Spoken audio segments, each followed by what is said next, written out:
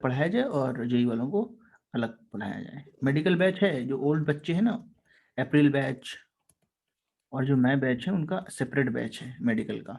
तो उससे क्या होगा, जैसे बहुत सारी चीज़ें हैं जो मेडिकल में नहीं है, जैसे एनसीईआरटी जो होता है इसमें से 70 to 80% कह सकते हैं मेडिकल के लिए होता है, same to same. But JEE वालों के लिए मेंस के पेपर में तो चलो ठीक है 60-70% है, बट एडवांस के पेपर में ये 40% पे आ जाता है एनसीईआरटी। तो एनसीईआरटी से इतना ही है, इसलिए इन लोग को थोड़ा अलग पढ़ाना पड़ता है एडवांस चीज़ें। तो इनकी बैच जब अलग हो जाएगी तो तुम्हारा मेडिकल को मोर फोकस्ड स्टडी होगी, है ना, समझ रहे हो कि नहीं? फोकस ज़्यादा होगा तुम्हारे सिलेबस पे। और जो जेई वालों हैं उनका फिर तो फोकस हो गई, क्योंकि उनकी भी बैच अलग हो गई। तो ये कर रहे हैं हम लोग, ज़्यादा डिफरेंस नहीं है, कुछ एक्स्ट्रा चीज़ें पढ़ने को मिल जाती है मेडिकल वालों को, बट क्योंकि अभी नीट का जो पैटर्न है उसके हिसाब से तो एनसीईआरटी पे फोकस ज़्यादा है। इस बार के पेपर में तो ऑलमोस्ट 49 क्वेश्चंस जो थे सीधे उससे ही आए थे, 48 के आसपास। केमिस्ट्री में भी एक दो क्वेश्चन में थोड़ा अलग डेटा था, तो इसलिए ये बैचेस जो है वो सेपरेट होगी। तो तुम लोग को पुरानी बैचेस के साथ ऐड कर देंगे, उसमें फिर आके पढ़ना, तो कोई दिक्कत नहीं होगी, क्योंकि टीचर्स सब वही हैं और जो तुमने पढ़ा है उसके अकॉर्डिंग जो है वहाँ पे चैप्टर आगे आएगा। ओके, तो सर रियल अगर मैंने गैस जेई का किया तो कुछ फर्क पड़ेगा? नहीं, ऐसा कोई फर्क पड़ने का नहीं, बट अगर मेडिकल करोगे तो ज़्यादा फोकस रहेगा तुम्हारी स्टडीज में, सर तुमको मतलब एक्स्ट्रा मैं नहीं पढ़ना समझा पड़े। नहीं। मतलब जैसे अभी क्या है कि जो मेडिकल है ना उसमें 45 क्वेश्चंस होते हैं 1 आवर में, समझ रहे हो कि नहीं? हाँ सर। तो क्वेश्चंस छोटे होते हैं और टफनेस ज़्यादा होती नहीं है। लेकिन जेई के अंदर क्या होता है, 1 आवर में 25 क्वेश्चंस होते हैं, तो 20 क्वेश्चंस का डिफरेंस है ना। तो इसके क्वेश्चंस कैसे होते हैं, टफ होते हैं, और उसका जो पैटर्न है वो अलग होता है। सिलेबस एनसीईआरटी का है, लेकिन जो क्वेश्चन पूछा जाएगा वो एनसीईआरटी में नहीं मिलेगा, समझ रहे हो कि नहीं, ओके जेई सर। में। तो उसमें थोड़ा अलग पढ़ाना पड़ता है। और जो मेडिकल में है उसमें ऐसा है कि एनसीईआरटी लेवल पे ही है सारी चीज़ें, बट एप्लीकेशन थोड़े से अलग हैं। तो 70 to 80% बिल्कुल सेम टू सेम एनसीईआरटी आता है मेडिकल में। ऑर्गेनिक केमिस्ट्री में तो एक एक रिएक्शन वहीं से आएगी, फिजिकल में थोड़ा सा ऊपर की चीज़ें कुछ पूछते हैं, बेसिक साइंस ही है, वो केमिस्ट्री ही है, हाई स्कूल की मीडियम की है, मतलब ये 10th 12th है, K-12 वाली। बट उसको यहाँ पे हम लोग स्टडी कराते हैं, क्योंकि एनसीईआरटी में वो चीज़ें बिल्कुल छुपी हुई सीक्रेट लिखी हैं, उनको एक्सप्लेन बिल्कुल भी नहीं किया गया है, बट उससे रिलेटेड होती हैं। तो ये दोनों में डिफरेंस है। 20 क्वेश्चंस जो है ज़्यादा करने हैं 1 घंटे में, इसलिए क्वेश्चंस इसके जो होते हैं उनका लेवल बहुत ईजी होता है कंपेयर टू जेई का। एडवांस जो है और मेंस है, दोनों में, एडवांस में तो और भी जो है 18 क्वेश्चन ही होते 3 घंटे में। सब सब्जेक्ट के लिए होगा धीरे धीरे। मैथ तो सर तुम्हारा तो अलग फिर होता ही है, बचा तो फिजिक्स फिर से है ना, बायो का तो अलग होता ही है। सर तो फिर मेडिकल में मतलब कुछ एक्स्ट्रा पढ़ाया जाता है? नहीं, एक्स्ट्रा नहीं पढ़ाया जाता है, एक्स्ट्रा क्यों पढ़ाएंगे? उसमें क्या होगा, तुम्हें कुछ एडवांस चीजें नहीं पढ़नी पड़ेंगी, टफ क्वेश्चंस जो तुम्हारे एग्जाम में नहीं आएंगे उनको करना ही नहीं पड़ेगा, समझ रहे हो कि नहीं? Okay sir. सर तो फिर जेई का मैंने अटेंड किया तो फिर कुछ प्रॉब्लम नहीं होगा ना? प्रॉब्लम कुछ नहीं होगा, थोड़ा सा एक्स्ट्रा तुमको लगेगा। मे बी ऐसा भी तुमको हो सकता है कि जो नॉट रिक्वायर्ड है वो पढ़ना पड़ रहा हो। अगर तुम नीट के लिए तुम एमबीबीएस करना चाहते हो, यस है सर। ना, अगर तुम्हें जो है टेक्नोक्रेट ना बन के जो है मेडिकल फील्ड में जाना है, तो तुम अगर डॉक्टर बनना चाहते हो, इस फील्ड में जाना चाहते हो, तो नीट के जो है सिलेबस थोड़ा अलग है ना जेई से। बस दोनों 11th 12th बेस है, बट डिफरेंस तो है ही ना। Okay sir. सर मतलब कुछ वो इफेक्ट तो नहीं होगा ज्यादा? बस नहीं, जेई ऐसा में कोई थोड़ा इफेक्ट एक्स्ट्रा खास नहीं पढ़ना होगा, पड़ेगा? बट एक जेई में मोमेंट पे थोड़ा। आकर के तुम्हें हो सकता है चीजें बहुत ज्यादा लगने लगे, मेहनत ज्यादा करना पड़े, और वो रिक्वायर्ड नहीं है फॉर नीट, समझ रहे हो कि नहीं? क्योंकि क्लास में अगर रहोगे और तो तुम्हें पूरा फोकस करना पड़ेगा, भले वो नीट में नहीं आए, लेकिन जब नीट में जाओगे तो फुल फोकस्ड रहोगे, तुम्हारा जो टाइम होगा उसका 100% तुम्हें रिटर्न मिलेगा, क्योंकि तुम पेपर देने वाले हो नीट का, समझ रहे हो कि नहीं? हाँ सर। वही पढ़ रहे हो। अगर तुम जेई का पढ़ रहे हो तो फिर वो नीट में आएगा नहीं, और फिर वो जो तुमने टाइम दिया, वो जो सवाल लगाए, वो एडवांस के लिए है, उसका काम है ही नहीं नीट में, समझ रहे हो कि नहीं? तुम्हें नीट ही सर करना है वैसे ना, तो तो तुम्हें सर एमबीबीएस करना है कि नहीं? हाँ सर, पर वैसे तो पीसीएम भी हूँ, मतलब नीट तो करना ही है, पर सर शायद से जेई का दिया तो वो भी दे सकता हूँ मेंस तक। अच्छा, तुम्हारा दोनों वाला है, मतलब दोनों में ही दे सकते हो तुम, ऐसा? हाँ सर। तो ठीक है, अगर तुम्हें लगता है कि तुम जेई में रहोगे और दोनों में ही तुम्हें देखना है तो ठीक है, बहुत सारे बच्चे ऐसे कर लेते हैं, बट मैक्सिमम जो होता है, जो मेरा ये रहेगा ओपिनियन, वो तो यही है कि अपना एक फोकस जो है तुम्हारा होना चाहिए कि मुझे इंजीनियरिंग फील्ड में जाना है या मुझे डॉक्टर बनना है, ये होना चाहिए तुम्हारे अंदर, समझ रहे हो कि नहीं? यस एक, सर। एक पैशनेट होना चाहिए आदमी को कि मैं ये करना चाहता हूँ या मैं ये करना चाहता हूँ। दोनों चीजों को तो तुम जानते हो ना, डॉक्टर क्या करते हैं, इंजीनियर क्या करते हैं। यस तो सर। वैसा सोच एक बनाना पड़ेगा, मुझे करना क्या है, तो करने को तो तुम कर ही लोगे फिर, समझ रहे हो? हाँ सर। तो ये सर थोड़ा सा वैसे सोच तो लो। ऐसा हम्म। कुछ नहीं करना तो सर, बस पढ़ाई, मतलब अगर ज्यादा इंफॉर्मेशन मिला तो वैसा, ऐसे मतलब सोचते हो सर? नहीं नहीं, ऐसा नहीं कि अभी जहाँ तुम 1 साल जहाँ के पे लिए पढ़ रहे ज्यादा हो। इंफॉर्मेशन वहां पे जाता हूँ बस। और हाँ, ऐसी कोई बात नहीं है, बट वही है कि अभी इसमें कंपटीशन भी है ना, नीट में स्पीड ज्यादा चाहिए होती है, 45 में अगर 45 तुम्हारे सही हो रहे हैं तो बहुत अच्छी बात है। जेई में स्पीड का उतना इम्पोर्टेंस नहीं है, स्पेशली एडवांस में, उसमें क्वेश्चन कॉन्सेप्चुअल नॉलेज का ज्यादा इम्पोर्टेंस है। तो ये चीजें हैं, दोनों में हल्का डिफरेंस है, और तुम ट्राई करना, देखना कैसे करते हो। बट मेरे ओपिनियन में, अगर तुम्हें तुम्हारा गोल बिल्कुल डिफाइंड है कि नहीं, तुम्हें डॉक्टर बनना है, तुम्हें इंजीनियर बनना है, तो तुम्हारे पास सामने 2 एग्जाम है, नीट है तो नीट ले लो, और जेई मेंस जेई एडवांस है तो वो ले लो, सिंपल है बहुत। और दोनों तरफ अगर तुम्हारा है तो यू कैन टेक, ऐसी कोई बात नहीं, तुम जेई पढ़ते रहो और फिर नीट के लिए तुम्हें बायो अलग से पढ़ना पड़ेगा, तो वो तुम्हें देखना पड़ेगा, है ना? Okay sir. सर क्योंकि तो मैथ फिर का, वो केमिस्ट्री का तो चल जाएगा। अब जैसे तुमने केमिस्ट्री पढ़ लिया, बहुत सारे बच्चों में ये होगा, तो मैं सबको लेके बता रहा हूँ, जो मेडिकल वाले हैं उनको, जेई वालों ने तो बायोलॉजी के ऊपर ध्यान भी नहीं दिया है, उनकी अलग बात है, बट जैसे मेडिकल जो पीसीएमबी वाले में भी है, तो अगर तुमने तुमने केमिस्ट्री और फिजिक्स कर भी लिया, ठीक है, तो मैथ्स में और बायो में तुम्हें देखना पड़ेगा, तुम्हारे पास 4 सब्जेक्ट हो गए, और नीट क्रैक करना है और जेई क्रैक करना है, तो दोनों का अगर एग्जाम देना है तो फिर ये दोनों सब्जेक्ट आने चाहिए, तो तुम बाकी बच्चों से तुम्हें दोगुनी मेहनत करनी पड़ेगी, समझ रहे हो? तो ये तुम कर पाओगे, यस। ये तुम्हें अभी डिसाइड करना होगा। 1 साल के बाद अगर तुमने इसमें भी तुम वीक हो गए, इसमें भी वीक हो गए, तो कोई फायदा नहीं है, समझ रहे हो ना? लॉन्ग टर्म का सोचो कि तुम क्या इतनी बायोलॉजी और इतना ये एक साथ कर पाओगे। अपने ओपिनियंस चलो, कभी भी तुम्हें ऐसा नहीं करना चाहिए कि ऑप्शंस खोजने चाहिए। अभी अभी तुम्हारी उम्र वो वाली नहीं है ना, तुम्हारी जो एज है वो ऐसी नहीं है कि तुम बैकअप प्लान बना के चल रहे हो। अभी बैकअप प्लान नहीं बनाओ, समझ रहे हो कि नीट नहीं हुआ तो जेई हो जाएगा, ऐसा कुछ नहीं होता है। जिसका ओके होता है सर, उसको वैसे समझे तो होता है फिर ऐसा है। ज्यादातर बायो पे ही फोकस है सर। तो फिर नीट लो। और मैथ का क्लास तुम्हें करना है, टाइम मिले मैथ का क्लास कैसे करोगे?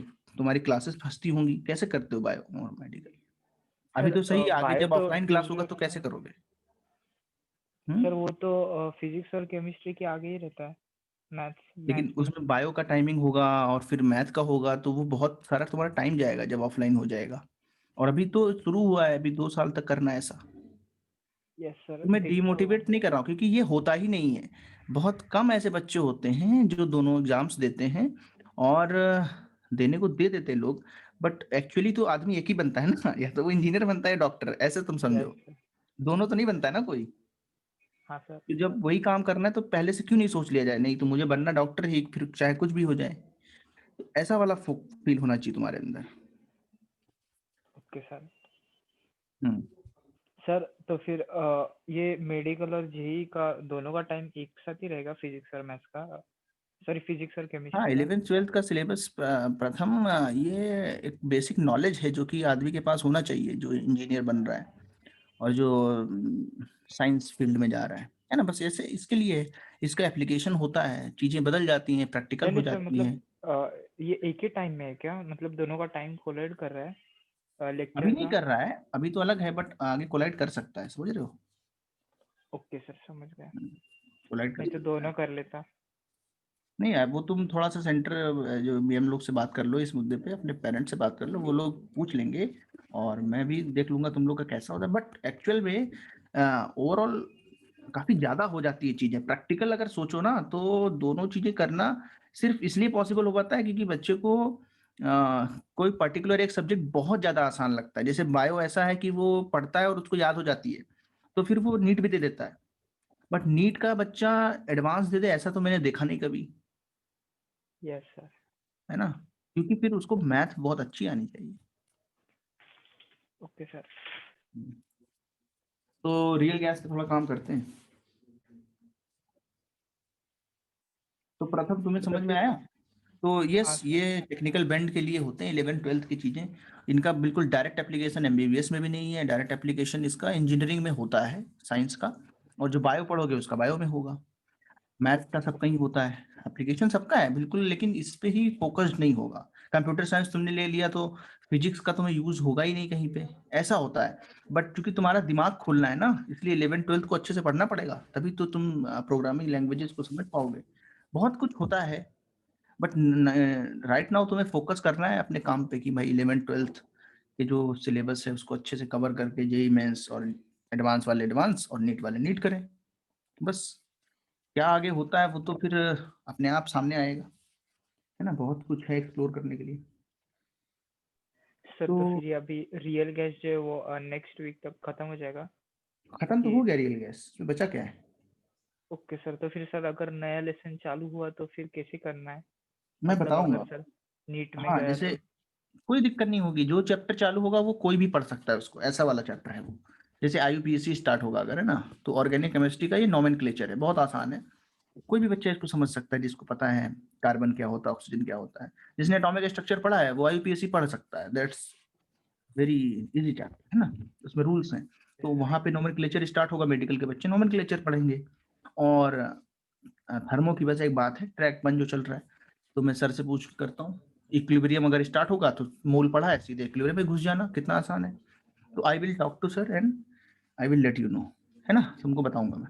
सर सर मतलब 2-2 क्लास चलेंगे दिन में हाँ, इसलिए तो केमिस्ट्री बता के? रहा हूँ, अभी जितना इजी है इतना होता नहीं है। मतलब क्लासेस करना, तो मैं ऐसे बोलोगे कितना क्लास करूं, मैं बायो का करूं, मैथ का करूं, फिजिक्स का करूं, तो तुमको ऐसा लगेगा फिर, समझ रहे हो। बहुत देखो, मोटिवेशन जो है वो लॉन्ग टर्म का चाहिए होता है।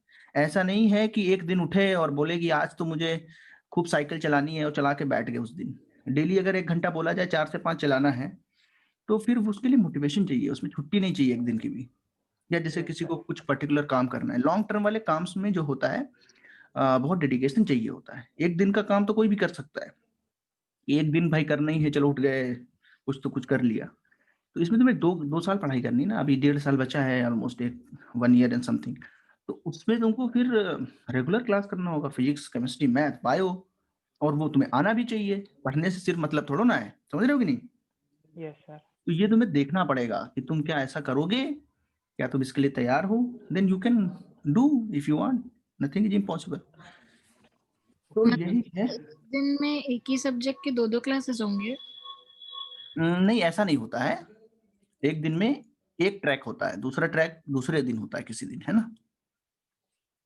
बट हाँ, 2 होती हैं, फिजिक्स की भी 2 होंगी, मैथ की भी 2 ट्रैक होंगे, और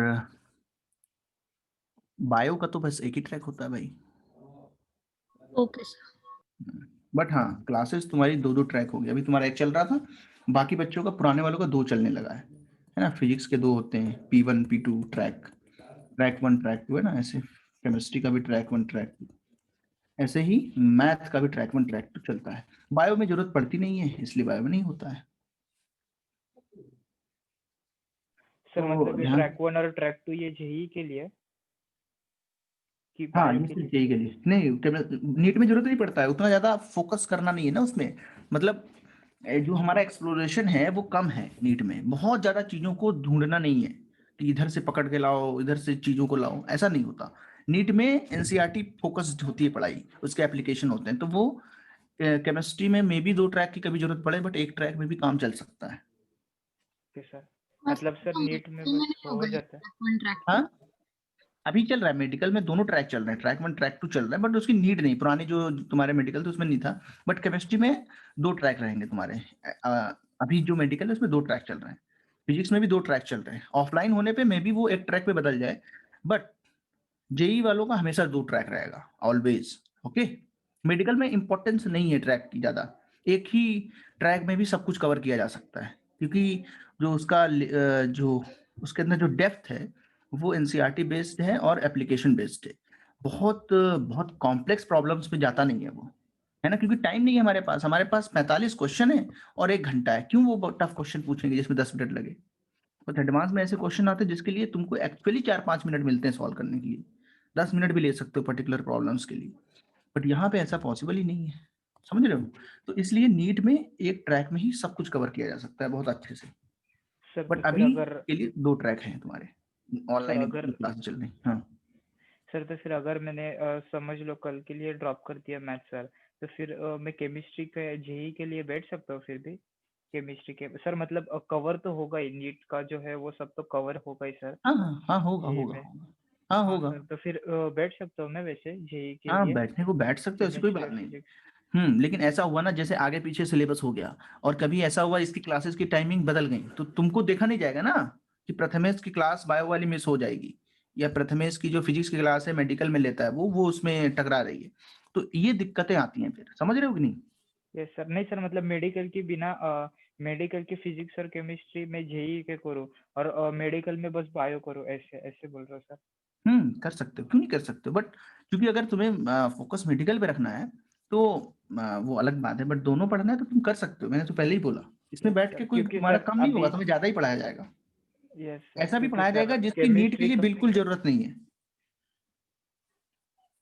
हाँ सर, पर सर वैसे कैसे मतलब कॉन्सेप्ट भी थोड़ा थोड़ा क्लियर हो जाता है सर, वो जितना क्यों नहीं डीप क्लियर होगा, पढ़ते हो उसमें। मेडिकल हाँ में तो सर। क्यों नहीं क्लियर होगा, सब में कॉन्सेप्ट चाहिए, इसमें हाँ रटाया थोड़ा सर। ना जाएगा, केमिस्ट्री में रटाते थोड़ा ना है, सब कहीं समझा के पढ़ाते हैं, सब कहीं एक्सप्लोर करते हैं, बट बहुत हाँ कठिन सर, सवाल पर नहीं लिखवाते उतना हैं। डीप नहीं जाएगा ना सर, मतलब सब कुछ जाएगा, बस बहुत नीट कुछ तक। जाएगा, सब जाएगा, उससे मतलब ही नहीं है, वो नीट लेवल का होता है, का मतलब है 45 question you have to solve in 1 hour, सब कुछ उसमें पढ़ाया जाएगा, सेम टू सेम पढ़ाया जाएगा, बट तुमको जो बुकलेट मिलेगी ना उसमें वो सवाल नहीं होगा जो एडवांस में आएगा, ऐसी चीजें होती है।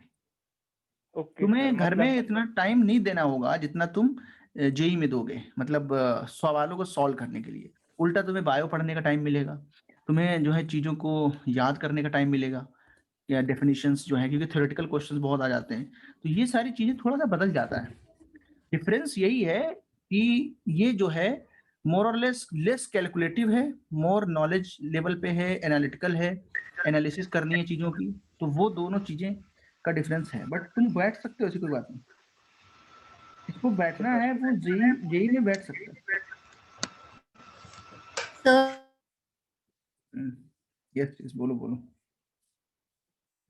सर अगर ट्रैक्स चेंज होगी सारे सब्जेक्ट्स की, तो जो अभी वर्किंग डेज है वैसे ही 3 लेक्चर्स होंगे? हाँ, जैसे मतलब ट्रैक, अगर जैसे मेडिकल में तुम आ गए ना, मेडिकल में नहीं, मैं तो फिर जेई में हूँ। तुम जेई में हो ना, तो हाँ तुम्हारा ये जैसे ट्रैक होगा तो एक्स्ट्रा क्लास लगेंगी, जैसे अभी कितनी क्लास होती हैं, 3 होती है ना, यस सर। तो हो सकता है वैसे फिर जो है 4 क्लासेज होने लगी, उसमें क्या हुआ, 2 ट्रैक 1 की 2 ट्रैक 2 की ऐसे, या 3 ट्रैक 1 की 1 ट्रैक 2 की, वो डिपेंडिंग अपॉन द सर तो स्लॉट्स फिर अवेलेबल। स्कूल भी क्लैश होगा ना, स्कूल नहीं का? नहीं, वो सब मैनेज कर लिया जाएगा, वो डेज बढ़ा देंगे, सब मैनेज होता है, ऐसा नहीं होता कि नॉन एंटी वालों को देख के सब कुछ प्लान किया जाएगा, बट अगर ट्रैक्स जैसे 2 लगेंगे तो उसमें एक लेक्चर मान लो वीक में बढ़ गया, ऐसा होता है। Okay sir. कुछ तुम्हें एक्स्ट्रा ही पढ़ाया जाएगा, कम नहीं होगा, कुछ ज्यादा ही हो जाएगा, पर वीक तुम कुछ ज्यादा चीजें पढ़ लोगे, ऐसा होगा, ताकि सिलेबस टाइम पे कवर हो जाए, ये सारी चीजें देखनी पड़ती है ना उसमें।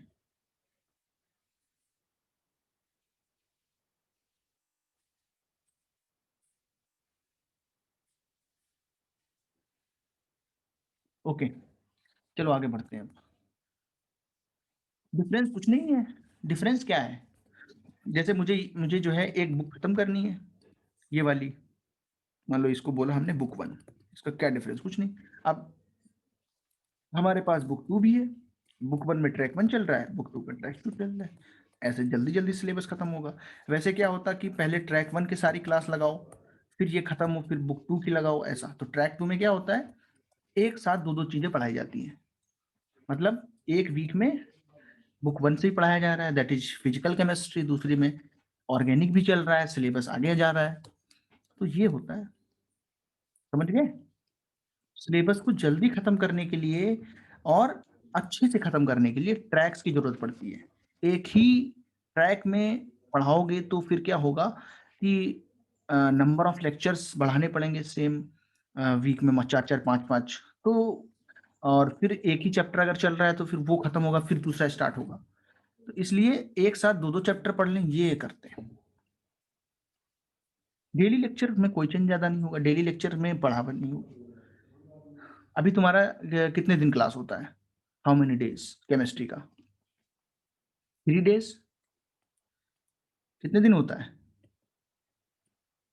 ना? 4 days. 4 days होता है। 4 days,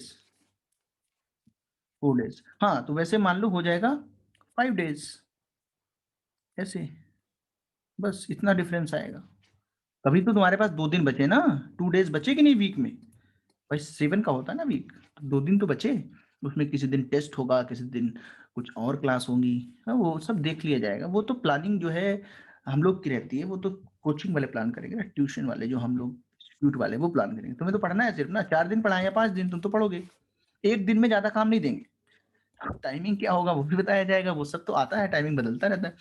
कभी भी तुम्हारा स्कूल जो है नॉन एंटी वाले, उनसे कोई प्रॉब्लम नहीं आएगा, उनका स्कूल चलता रहेगा, उसके अलावा ही क्लासेस होंगी, है ना। तो वो सब बिल्कुल मैनेजेबल है, उसमें कोई दिक्कत नहीं है। तो हमने कल पढ़ाया था क्रिटिकल टेम्परेचर, उस पे आ जाते हैं। सर रियल एक ही गैस पूछना है सर। सर नेक्स्ट वीक से होगा ना? इस वीक पूरा पढ़ लो, फिर नेक्स्ट वीक बताते हैं, क्योंकि मुझे थोड़ा बात करना है दूसरा जो अभी उसमें चल रहा है ट्रैक 1, उसमें बात करनी है।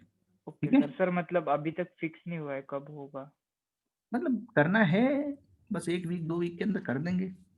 ओके। Okay sir. सर 2-3 दिन पहले बता के रखो, तभी हाँ मतलब हाँ घर से सब पूछ के वगैरह। हाँ सर, हाँ हाँ, 2 बता दिन देंगे या बता फिर देंगे। उससे थोड़ा पहले। नहीं नहीं, बताएंगे बताएंगे। Okay sir. देखो टी क्रिटिकल क्या होता है, टेम्परेचर क्या होता था बताओ? टेम्परेचर above which, जिसके ऊपर, above which a gas cannot be liquefied, cannot be liquefied by applying pressure।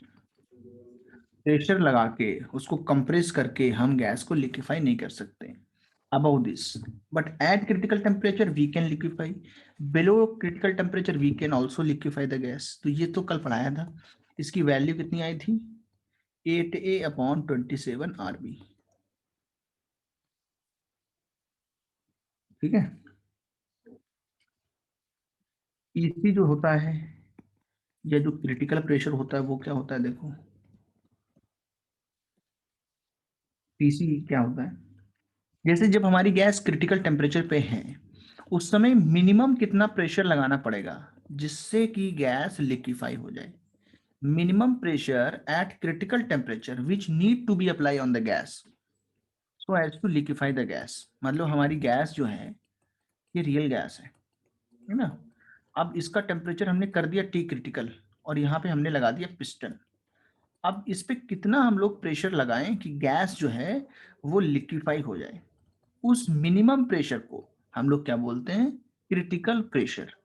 Minimum value of pressure that need to be apply at critical temperature to liquefy the gas. लिखेंगे minimum pressure which must be applied at critical temperature to convert the gas, that is liquefaction, to convert the gas into liquid। समझ में आया? तो जो PC की value होती है वो तुमको याद करनी है, A/27 ये फॉर्मूला है पीसी का, where A and B are characteristic gas constants, characteristic gas constant, and जो पीसी है इसकी वैल्यू हमें याद करनी है। पीसी क्या हुआ? minimum pressure which must be applied, which need to be applied at critical temperature to convert the gas into liquid। बताओ क्या इससे कम प्रेशर पे गैस लिक्विड बन पाएगी एट क्रिटिकल टेम्परेचर? नहीं बन पाएगी, ये मिनिमम चाहिए हमें ना। अच्छा, एक और चीज, जैसे पीसी की जो वैल्यू है वो हमने जो निकाली है वो क्या गैस के नेचर पर डिपेंड करती है? यस, बिकॉज जो ए और बी की वैल्यूज हैं वो गैस के नेचर पर डिपेंड करती हैं। तो ए जो है वो इंटरमोलिकुलर फोर्स को दिखाता है। ए जो होता है वो किसके प्रोपोर्शनल होता है? Intermolecular intermolecular force. फोर्सेस। तो जितना ज्यादा इंटरमोलिकुलर फोर्सेस होंगे बिटवीन द गैसेस, उतना आसानी से गैस को हम लिक्विफाई कर सकते हैं। और बी जो होता है वो क्या होता है हमारा?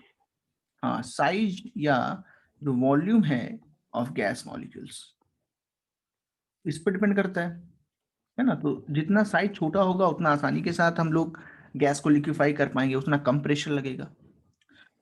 तो पी क्रिटिकल जो है वो इस तरीके से हमारा सॉल्व होके आता है।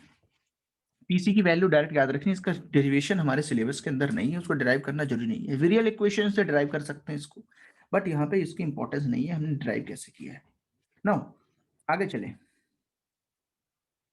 जो हमारे पास पीसी है और हमारे पास क्या है टीसी। हाँ बोलो।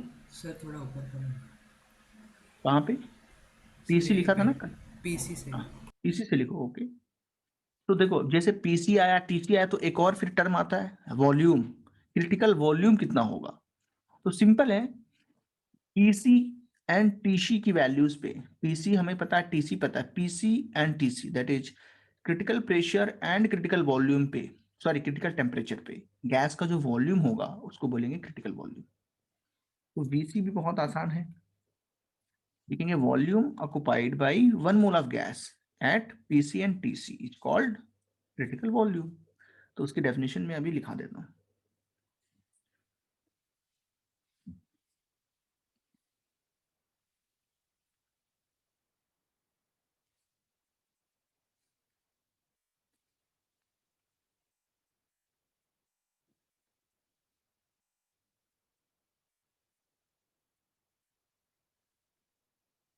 सर थोड़ा नीचे करो। हम्म,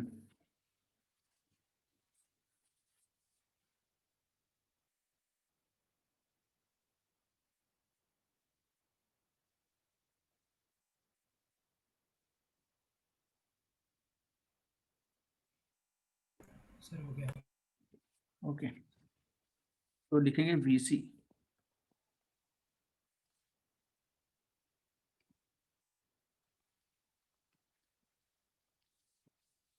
लिखेंगे volume occupied by 1 mole of gas at critical temperature and critical pressure। तो ये हमें क्या देता है? वीसी देता है। तो जो वीसी की वैल्यू होती है वो हमें याद रखनी है, कितनी होती है? 3 इंटू बी। कितनी होती है? 3b। तो 3 फॉर्मूले हो गए। पहला हो गया टीसी, कितना होता था? 8a/27 फिर हमारा वीसी है वो कितना होता है? 3b। और फिर हमारा पीसी होता है वो कितना होता है? 8a/27 sorry B square, 27 b²। ये 3 फॉर्मूले पीसी वीसी एंड पीसी के।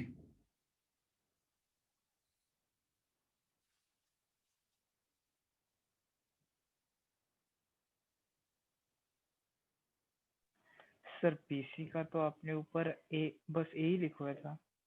हाँ, a/27 b², यस सही है। 8 गलती से लिख दिया मैंने, 8 लिखा था इसलिए मैंने आर भी लिख दिया था। और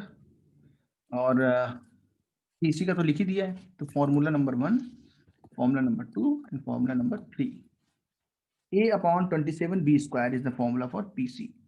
VC is equal to 3b और TC is equal to 8a/27 RB। तीनों फॉर्मूले याद हो गए? Yes sir. हम्म।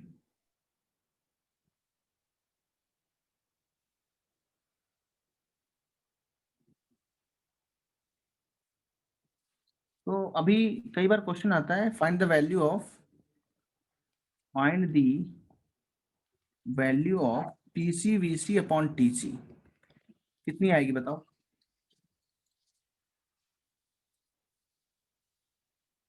टीसी पे स्क्रॉल करूं क्या?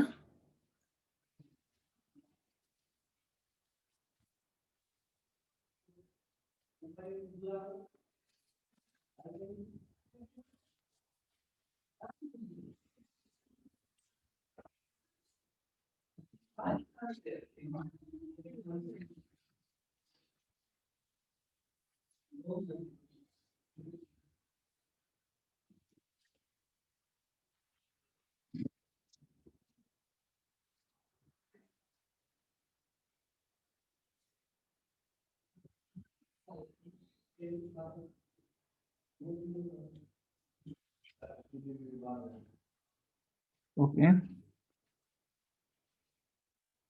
कितनी वैल्यू आएगी?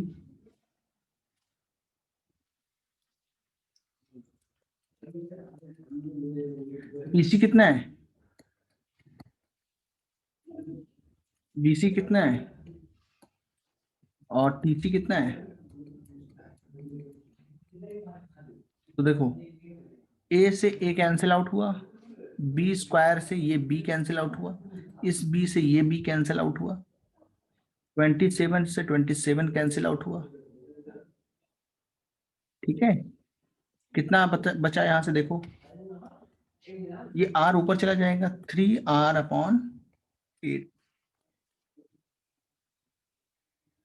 तो ये कई बार ये पूछते हैं, और कई बार क्या पूछते हैं, PC VC upon R T C, इसकी वैल्यू कितनी आएगी बताओ फिर? 3r/8 divided by r। ये याद रखें, ये भी इंपॉर्टेंट है। अगर तुम्हें पीसी वीसी टीसी के वैल्यूज पता है तो you can easily solve.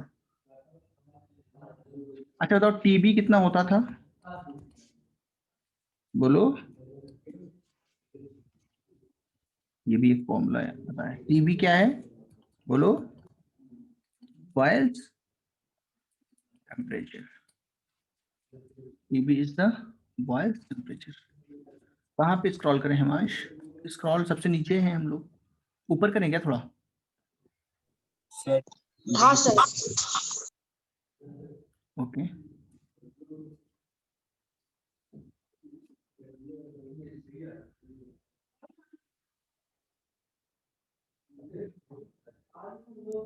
Thank you sir.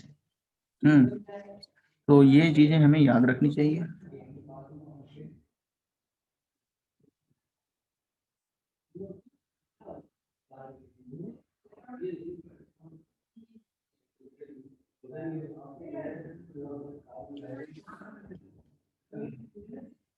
VC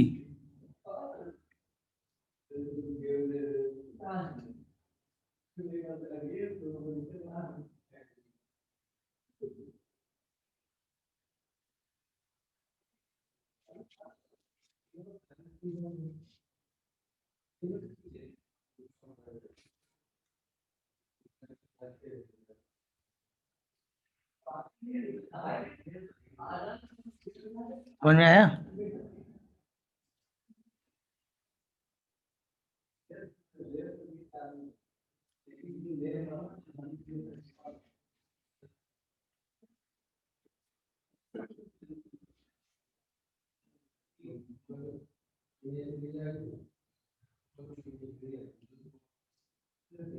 अब देखो, लिक्विफिकेशन ऑफ गैस को अगर हम लोग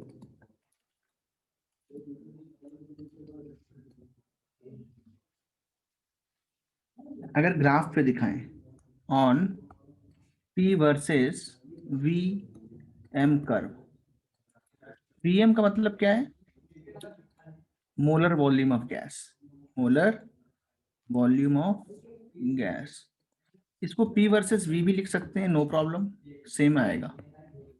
ठीक है, V का मतलब हो जाएगा फिर गैस के जो मोल्स है वो हमें दिए नहीं है, तो हम गैस के मोल्स को अगर 1 मान लेंगे तो V मोलर हो जाएगा। N इक्वल टू 1 पे V इक्वल टू Vm होता है, ये समझाया।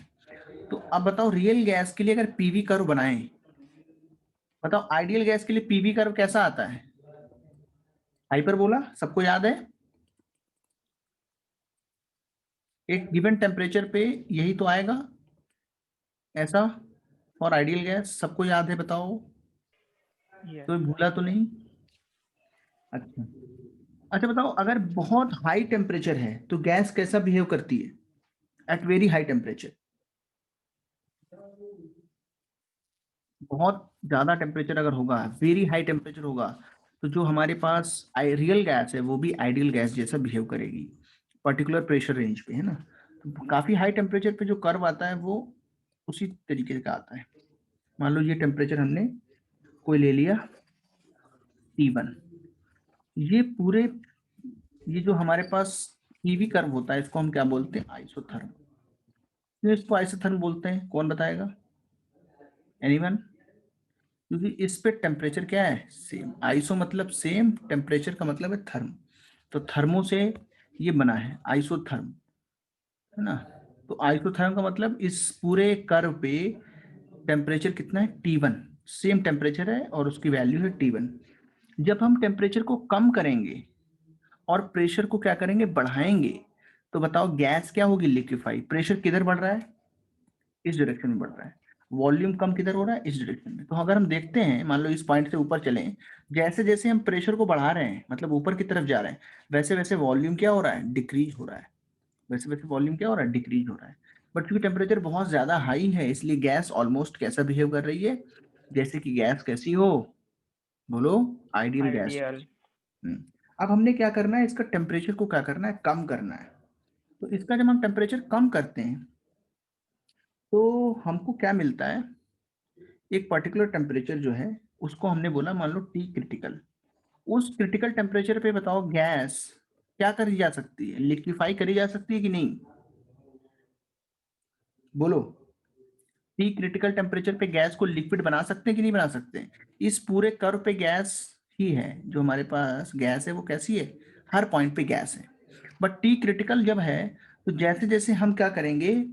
प्रेशर को क्या करेंगे? बढ़ाएंगे, वैसे वैसे वॉल्यूम डिक्रीज होगा, वॉल्यूम डिक्रीज होगा, और एक पॉइंट ऐसा हमको मिलेगा उस पे गैस क्या बन जाएगी?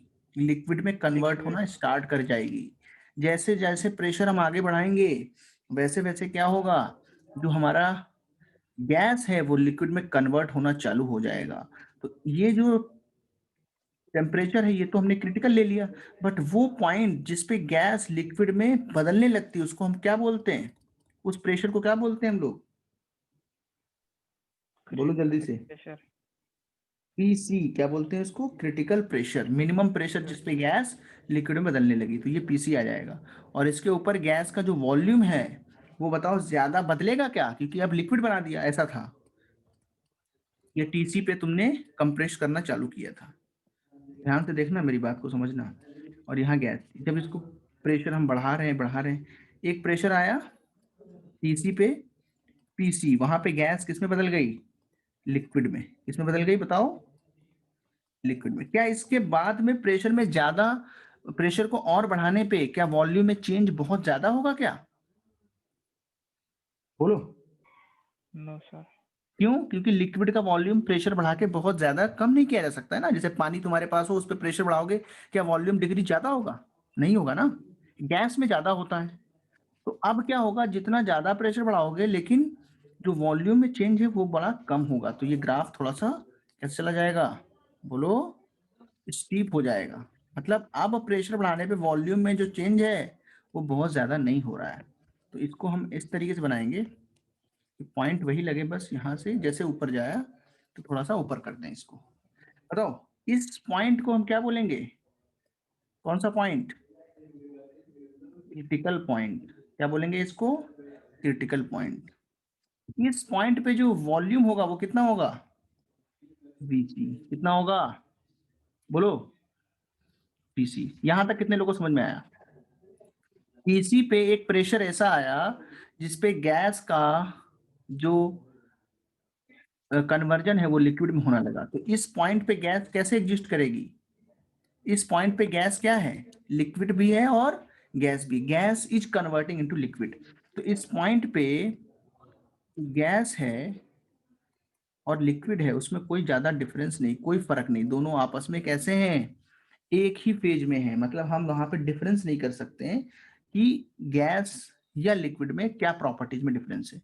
तो क्रिटिकल पॉइंट एक ऐसा पॉइंट होता है, एट क्रिटिकल पॉइंट जितनी भी फिजिकल प्रॉपर्टीज है, डेंसिटी है लिक्विड की या गैस की, वो सारी सेम हो जाती है, क्योंकि कन्वर्जन हो रहा है, फेज चेंज हो रहा है वहां पे। तो लिखेंगे eight critical point all the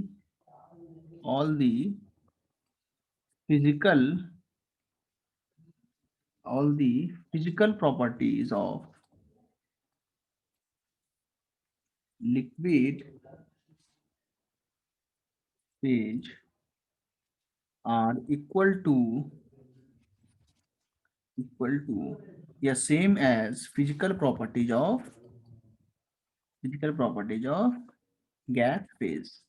तो ये होता है क्रिटिकल पॉइंट पे। क्या होता है? ये हमारा कौन सा पॉइंट है? क्रिटिकल पॉइंट, ग्रीन वाला। This is critical point. इससे कम टेम्परेचर पे बताओ क्या गैस से लिक्विड में चेंज हो सकता है? यस, बिल्कुल हो सकता है।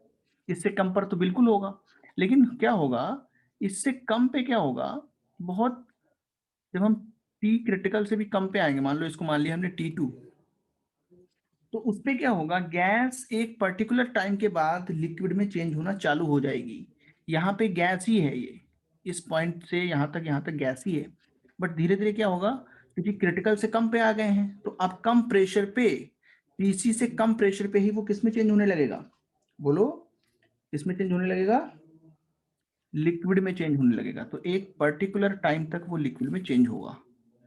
मान लो हम थोड़ा आगे ले गए, अब यहाँ से लिक्विड बनना स्टार्ट हुआ, अब ये लिक्विड बन रहा है, अब यहाँ पे पूरा लिक्विड में कन्वर्ट हो गया, यहाँ पे लिक्विड में कन्वर्ट होना स्टार्ट हुआ और यहाँ पे पूरा लिक्विड बन गया, उसके बाद फिर ये लिक्विड में रहा।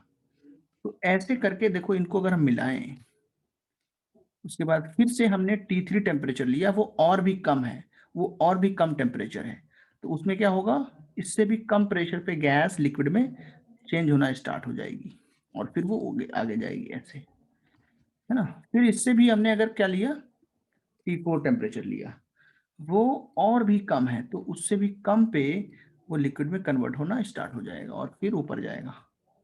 ये जो बीच का एरिया है, इसमें क्या है, गैस प्लस लिक्विड है। Liquid is forming from the gas is converting into the liquid. तो हमें थोड़ा सा ध्यान रखना होगा, मैं जितना तुमसे पूछूंगा सिर्फ उतना बताओगे, समझो, मेरी बात ध्यान से सुनो। कुछ बच्चे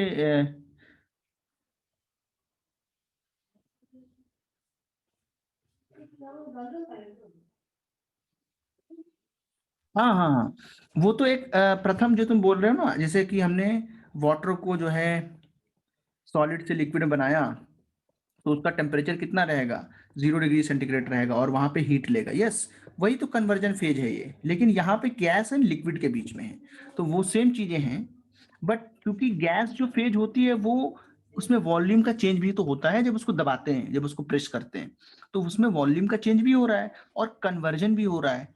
तो ये कन्वर्जन पॉइंट्स हैं। ये जैसे पॉइंट अगर ए लिया है, इसको हमने ले लिया, इसको मैंने ले लिया सी, इसको ले लिया बी, इसको ले लिया डी, तो ए सी में बताओ क्या है, ये गैस।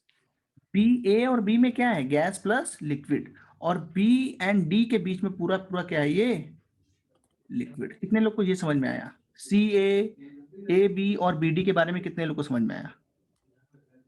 हाँ, तो हम लोग हीट की बात यहाँ पे नहीं कर रहे हैं बच्चे, हमने हीट उसको देनी है, वो बाहर से ले रहा है, वो सारी चीजें यहाँ पे हैं, हम उसको प्रेशर लगा के केवल कर रहे हैं। तो प्रेशर के फॉर्म में जो है उसको क्या मिल रहा है, यहाँ पे अट्रैक्टिव फोर्स मिल रहा है, वो आपस में एक दूसरे के पास आ रहे हैं और फिर वो चेंज हो रहे हैं। तो गैस से लिक्विड में हम जा रहे हैं, मतलब वो हीट रिलीज कर रहा है, यहाँ पे उल्टा काम हो रहा है। जो तुम बोल रहे हो ना हीट ऑफ वेपराइजेशन, उसमें लिक्विड से वेपर में बदलता है, यहाँ पे जो है वो उसका रिवर्स प्रोसेस हो रहा है, हम गैस को ठंडा करके उसको लिक्विड में बना रहे हैं। फिर से मेरी बात ध्यान सुनना, सी से ए के बीच में गैस क्या थी? What is the nature of gas? It is gas, it is actually gas, but ए पे ये लिक्विड में स्टार्ट होना शुरू होती है। ए पे क्या होता है, लिक्विड में कन्वर्ट होना स्टार्ट हुई और ए से बी तक पूरा कन्वर्ट होती रही। उसके बीच में जो प्रेशर बढ़ाने पे वॉल्यूम बहुत कम फर्क पड़ा उसमें। हाँ, और उसके बाद बी से, जो मैं सिखा रहा हूँ उस पर ध्यान दो, फिर बी से डी में बताओ, हमने जब प्रेशर बढ़ाया तो वॉल्यूम में चेंज बहुत कम हुआ, क्योंकि लिक्विड का जो वॉल्यूम होता है वो प्रेशर बढ़ाने पे बहुत कम चेंज होता है, और जो आइडियल लिक्विड है बिल्कुल उसका तो वॉल्यूम चेंज ही नहीं होता है, बट एक्चुअल में ये रियल लिक्विड होता है तो हल्का सा कंप्रेस हो जाता है। इसमें भी देखो, अगर हम ये पॉइंट की बात करें तो यहाँ पे बताओ क्या होगा, लिक्विड होगा कि गैस? प्रथमेश तुम बताओ, इन दो पॉइंट्स के बीच लिक्विड होगा कि गैस? सर उन दोनों पॉइंट में गैस और लिक्विड दोनों भी हो सकते हैं सर। दोनों ही होगा, दोनों ही होगा, यस। और बताओ यहाँ पे क्या होगा, स्टार्टिंग में T3 से जब स्टार्ट गैस किया है होगा ग्राफ, सर। हाँ यहाँ पे क्या होगा, ये गैस, फिर लिक्विड से, गैस से सॉरी लिक्विड में चेंज हो रहा है। यहाँ पे पॉइंट पे क्या है, सारा का सारा लिक्विड में चेंज हो चुका है। अब ये Yes, लिक्विड में ही ऊपर बढ़ेगा, जब इसमें हम प्रेशर बढ़ाएंगे तो इसका वॉल्यूम देखो कितना कम चेंज हो रहा है। प्रेशर देखो बहुत सारा बढ़ाया, यहाँ से प्रेशर बढ़ रहा है कि नहीं, लेकिन वॉल्यूम में चेंज क्या हुआ, बहुत कम। बहुत कम बी हुआ। एक्सिस पे ये कम चेंज हुआ, स्टीप कर्व हो गया। यस आर्यन, अभी इसको चार्ज करेंगे। तो ये क्रिटिकल पॉइंट है, ये कौन सा पॉइंट है, क्रिटिकल। इसमें पहली बार क्या हुआ है, first time you are seeing the conversion of gas into liquid. किस टेम्परेचर पे हो रहा है ये, बोलो? Critical temperature. किस टेम्परेचर पे हो रहा है, बोलो? ये समझ में आया कर्व, ये पूरा कर्व समझ में आ गया? कुछ डाउट है इसमें तो बताओ। Is there any doubt in this particular curve? अब जब CO2 गैस के लिए सबसे पहले इसको बनाया था तो इस कर्व को क्या बोला गया था, एंड्रयूज आइसोथर्म। एंड्रयूज साइंटिस्ट है, उन्होंने बनाया था Andrews isotherm for CO2 gas. उन्होंने CO2 गैस के लिए इसको ड्रॉ किया था, तो इसलिए ऐसे कर्व को कभी कभी एंड्रयूज आइसोथर्म भी बोलते हैं। एक्चुअल में ये PV कर्व होता है फॉर द रियल गैस, और क्योंकि तुमको सारी बातें पता हैं तो तुम खुद भी एंड्रयू बन सकते हो। किसी भी गैस को लिया, उसको जो है टेम्परेचर कम किया, प्रेशर बढ़ाया, तो एक पॉइंट ऐसा आएगा जिस पहली बार गैस को एक मिनिमम प्रेशर PC लगाने पे लिक्विफाई करा जा सकता है।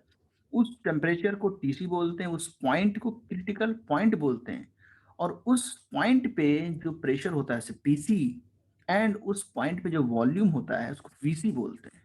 उसके फॉर्मूला हमारे पास है। उसके बाद फिर गैस को हमने लिक्विड बनाना है उससे कम टेम्परेचर पे, तो जाहिर सी बात है अब कम प्रेशर पे ही गैस लिक्विड में चेंज होने लगेगी। देखो यहाँ पे नीचे कर्व है ना, कम प्रेशर पे ही गैस लिक्विड में चेंज होने लगी। देखो ये PC से नीचे वाला पॉइंट है ना, ये A यहाँ पे जो बनाया, तो इस पे भी कन्वर्जन होने लगा। इस पॉइंट को हम लोग C भी बोल सकते हैं, क्रिटिकल पॉइंट है, तो O बोल दो, C हमने दूसरा लिया है, O is the critical point. तो इसको बनाएं जल्दी से, फिर हम लोग आगे बढ़ते हैं।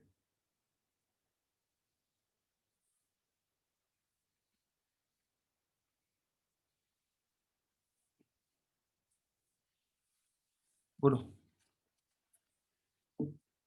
Any doubts? भाई इसको भाई जल्दी से ड्रॉ करो, फिर हम आगे बढ़े। तो आज तुम्हारी ये 2 ही क्लास थी क्या, मतलब तीसरा सब्जेक्ट का क्लास नहीं था क्या आज? No sir sir. ये 2-2 घंटे की है ना। अच्छा अच्छा, नहीं 2-2 घंटे की मेरे में तो कुछ ऐसा नहीं लिखा था, बट हो सकता है, अच्छी बात है। सर ज्यादा टाइम 4:30 to 8:45। हाँ सर। ओके, गुड गुड, कोई प्रॉब्लम नहीं। अच्छा, तो ये भाई कर्व बना लें और ये स्टेटमेंट लिख लें जो नीचे लिखाया है।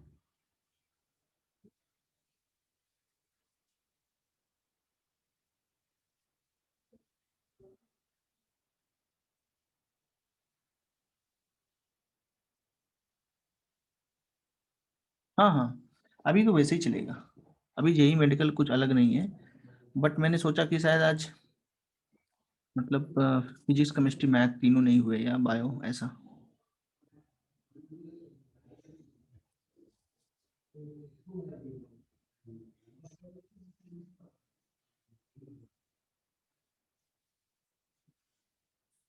बायो का और केमिस्ट्री का ही क्लास था आज। Okay, no problem. सर वो लास्ट वर्ड क्या लिखा है? अच्छा अच्छा, मेडिकल लाइन समझ गया प्रथम, आज मेडिकल लाइन बायो, बायो का मेडिकल। ओके, क्या लिखा है बताओ। सर वो लास्ट सर आज वर्ड। मस्त ब्रेक मिल गया जेई वालों को। हाँ, अच्छा खासा ब्रेक मिल गया जेई वालों को। अच्छा, बहुत ब्रेक मिला फिर तो यार। At critical point all the physical properties of liquid phase are equal to physical properties of gas phase, ये लिखा है ना। ओके सर, गैस के, यस सर। ये ZJX088402 कौन है ये? Who is this? कौन है भैया ये? क्या गलत नाम से आए हो क्या? अरे तो चला क्या लगता है, ZJX ऐसा कुछ है, पता नहीं क्या है। चलो कोई बात नहीं। कौन हो? किसी के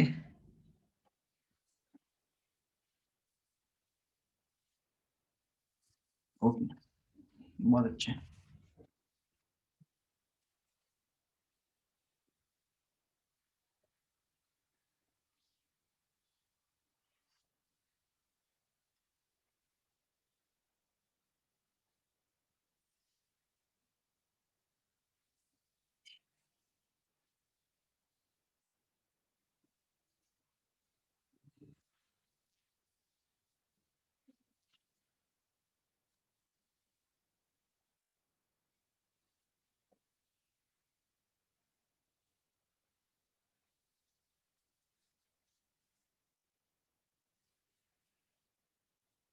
ओके, नेक्स्ट है टॉपिक।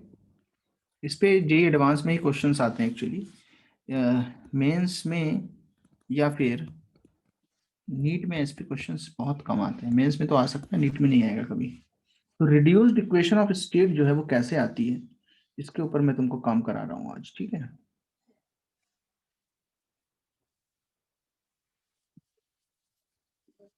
तो पहले समझो रिड्यूस्ड टेम्परेचर क्या होता है।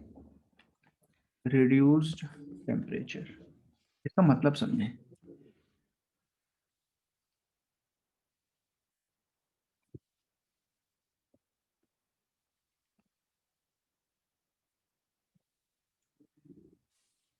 कोई मीटिंग में है क्या?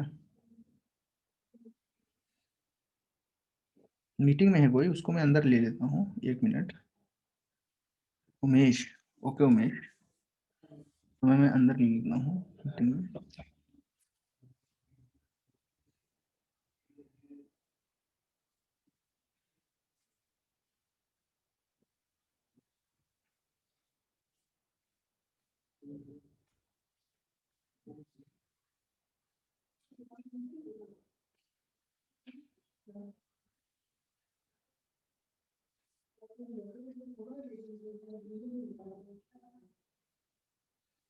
अरे ओके, हाँ सुनो, रिड्यूस टेम्परेचर क्या होता है। Temperature, temperature in any state of gas with respect to critical temperature, with respect to critical temperature of the gas, इसी के रेस्पेक्ट में उसको लिखना है तुम्हें, इसी से कंपैरेटिव करके लिखना है। तो T जो हमारे पास होगा रिड्यूस्ड, वो क्या होगा, उस कंडीशन में टेम्परेचर जो है T जो है वो एनी स्टेट, मतलब किसी भी पर्टिकुलर कंडीशन पे जो टेम्परेचर है वो T है, और क्रिटिकल टेम्परेचर जो है वो कितना है, TC। तो T रिड्यूस्ड क्या होगा, T/TC। कंपैरेटिव है, मतलब TC के रेस्पेक्ट में कितना है, कितने टाइम्स है, कितना गुना है TC से, इसको हम लोग बोलते हैं रिड्यूस्ड टेम्परेचर। रिड्यूस्ड टेम्परेचर कैसे देखते हैं, TC से कितने टाइम्स ज्यादा है ना। तो TR की वैल्यू क्या आएगी, T/TC। ऐसे रिड्यूस्ड प्रेशर जो आएगा PR, वो बताओ फिर क्या होगा, P upon PC, है ना, where P is the pressure of gas at any given state. किसी एक पर्टिकुलर स्टेट पे गैस का प्रेशर कितना है। एक गैस का प्रेशर बहुत अलग अलग जगहों पे हो सकता है। क्रिटिकल पे जो प्रेशर होता है उसको पीसी बोलते हैं। ऐसे रिड्यूस्ड वॉल्यूम वीआर, सर क्या बोलेंगे? ऊपर करा है। हाँ अभी दिखा रहा हूँ। रिड्यूस्ड प्रेशर, इसको क्या बोलते हैं? रिड्यूस्ड वॉल्यूम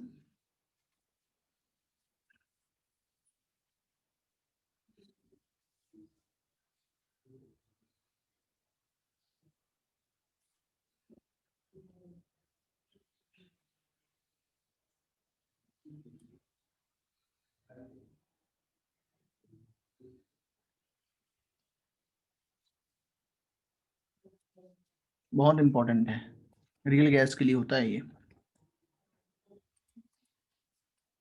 सर नीचे करो।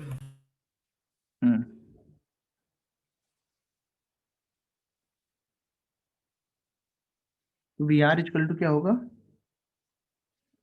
V upon VC।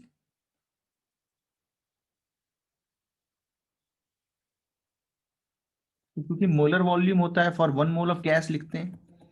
For 1 mole of gas हमेशा हम क्या लिखेंगे? V equal to Vm। तो हम यहाँ पे Vm यूज करते हैं। तो Vm क्या हो गया? गिवन स्टेट में गैस का molar volume. Vm is the molar volume of gas at given state. Given state का मतलब समझ रहे हो ना? एक अलग कंडीशन है, क्रिटिकल को छोड़ के कहीं पे भी गैस हो, इस पे उसका जो वॉल्यूम होगा 1 मोल का, उसको Vm बोलेंगे। हम वंडरवॉल गैस इक्वेशन देखें क्या होती है। बोलो क्या होती है van der Waals gas equation? P plus P plus A A by Vm square और Vm minus B is equal to RT। तो अब हमको जो है इसमें जो है इस सब चीज को सब्स्टिट्यूट करना है। तो रिड्यूस टेम्परेचर के फॉर्म में P की वैल्यू कितनी डालोगे? बोलो यहाँ से मल्टीप्लाई करके बताओ। P की वैल्यू कितनी होगी? PR into PC। समझ में आया? Vm की वैल्यू कितनी होगी? VR into VC। स्क्वायर लगे हैं तो स्क्वायर लगाओ। समझ में आ रहा है सब? Yes sir. एक मोल के लिए है, एक मोल के लिए ही लिखना है हमेशा, जब तक कहा ना जाए तो एक मोल के लिए। You have to always write for 1 mole. Molar volume लिया है ना बच्चे, यहाँ पे देखो Vm लिया है। P की जगह पे कितना आएगा? कितने लोग को ये समझ में आया कैसे आया है ऊपर वाले फॉर्मूला से? Any doubts till now? भाई P इक्वल टू क्या होगा? PR into PC। Vm क्या हो गया? VR into VC। T कितना हो गया? TR into TC। Got it? Now अब हम लोग क्या करेंगे? सब्स्टिट्यूट करेंगे value of PC, VC and TC। Now putting या substituting the values of PC, TC and VC, इनकी वैल्यूज को पुट करना है। इनकी वैल्यू कितनी होती है? A upon 27 V square. VR तो VR रहेगा, उस पर तो हम लोग कुछ भी कर नहीं सकते। ठीक है, तो VR कितना होता है? VR रहेगा। VC कितना होता है? 3B। फिर VR वैसे ही रहेगा। VC कितना होता है? 3B minus B। R TR वैसे ही रहेगा। TC कितना होता है? 8A upon 27 RB। बोलो यहाँ तक किसी को दिक्कत? सिर्फ वैल्यूज को पुट करना है, जो पहली वैल्यू सीखी थी। जो पहले वैल्यू सीखी थी उनको पुट करना है।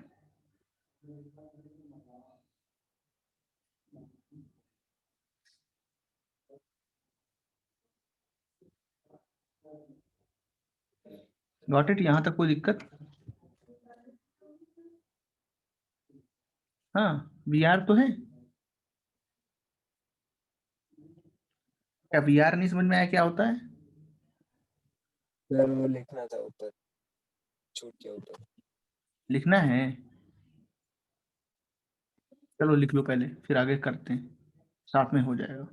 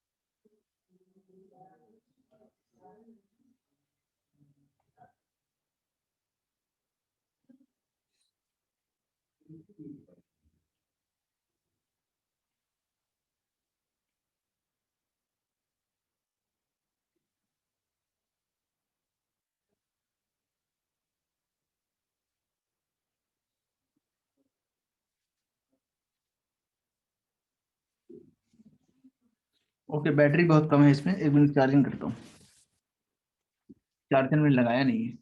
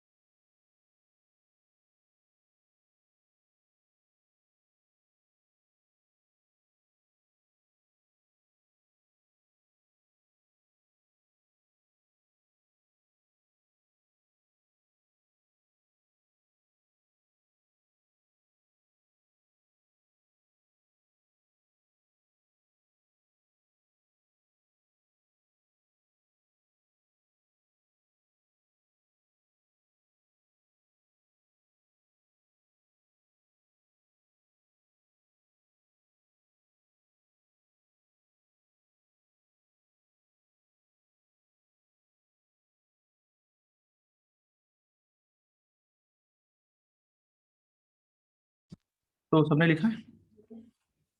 हो गया? आगे बढ़े?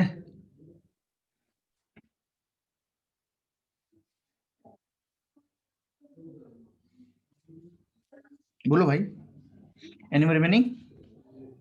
नो सर, हो गया। No sir. चलो अब आगे बढ़ाओ। Okay okay. TRA upon this. Now अब मुझे इसको सिंप्लीफाई करना है, तो क्या करना चाहिए बताओ, देख के बताओ। What we can do? एक तो हम b से डिवाइड करेंगे पूरे में, उसके अलावा हम कितने से डिवाइड करेंगे पूरे में, बोलो। 3 से। जल्दी बताओ। ए से, ए सब जगह पे नहीं है। यस, ए से भी करेंगे। Very good very good very good. A भी यहाँ है और इधर भी है।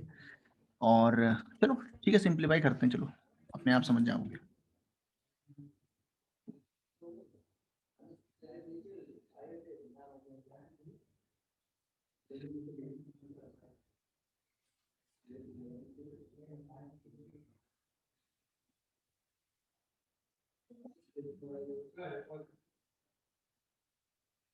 देखो ये 9 आ जाएगा, यहाँ पे कितना आ जाएगा, P R into A upon 27b² plus A upon V R square into 9b²। ये टर्म हो गए ये वाले। यहाँ देखो कितना आएगा, वी आर 3VR -1 इंटू पूरे में b कॉमन है, b बाहर कर लिया, और r और r यहाँ पे कैंसिल हो गया। देखो r और r यहाँ पे कैंसिल हो गया।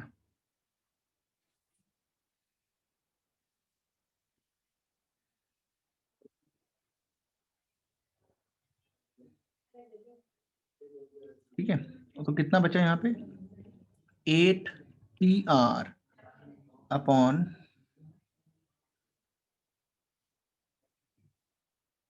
ए भी है, ए को मैं यहाँ लिखता हूँ, बी को मैं यहाँ लिखता हूँ, 27 को यहाँ लिखता हूँ। इतना समझ में आया।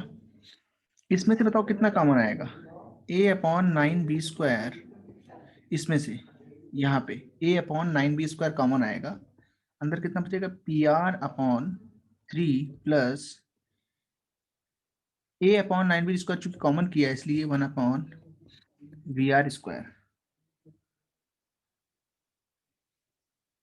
1 अपॉन VR²। और यहाँ पे कितना आएगा, 3VR -1 into b, 8TR upon 27 into a upon b। ठीक है, ये वाले b से ये वाला b कैंसिल हो जाएगा, इस b से ये b कैंसिल होगा, इससे ये कैंसिल होगा। यहाँ पे 9 3 जा हो जाएगा, है ना, 9 3 जा 27। तो फाइनली कितना आया, PR/3 plus 1 upon VR², 3VR -1, और यहाँ पे सब कट पीट के आया 8TR/3। समझ लेना, बहुत आसान है, कुछ है नहीं इसमें। अब मुझे इसको और भी थोड़ा सिंप्लीफाई करना है, तो मैं 3 से पूरे में अगर मल्टीप्लाई कर दूं 3 से, तो भी क्या हमारा कुछ काम बन सकता है। 3 से मल्टीप्लाई कर दें तो यहाँ आएगा PR/3 इंटू 3 प्लस 1 अपॉन, या हम इस वाले 3 को उधर ले जाएं, ऐसे तुमको सिखाता हूँ। चलो इस वाले 3 को जब इधर ले जाओगे तो 3 यहाँ पे आ जाएगा, और 3VR -1 इक्वल टू 8TR। 3 से पूरे ऊपर मल्टीप्लाई करो, PR प्लस 3 अपॉन VR², और यहाँ पे आएगा 3VR -1 is equal to 8TR। इसको बोलते हैं, क्या बोलते हैं इसको, reduced equation of state. B भी काट दिया, सबको काट ही दिया है, बी कटा नहीं क्या, बी यहाँ से कट गया ना, बी भी कट गया। कहीं किसी भी स्टेप में कोई भी डाउट है तो पूछ सकते हो। It's very easy simplification, not a big thing. Sir ये फॉर्मूला याद रखना पड़ेगा। Yes, JEE point of view से थोड़ा सा ये इंपॉर्टेंट है, you have to remember it. Okay, PR plus 3/VR² 3VR -1 equal to 8TR। इसको लिख लिख के याद कर सकते हो, डायरेक्ट याद होना थोड़ा मुश्किल होता है, ये कई बार इसको लिखोगे तो याद हो जाएगा। Okay sir.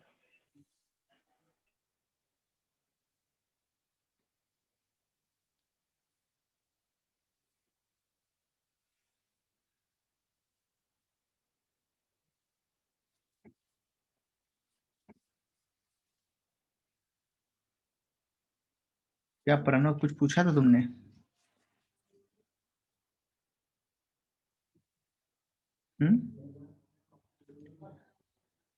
Anything? IUPAC. IUPAC is the first chapter, track 2, and it will in the organic chemistry.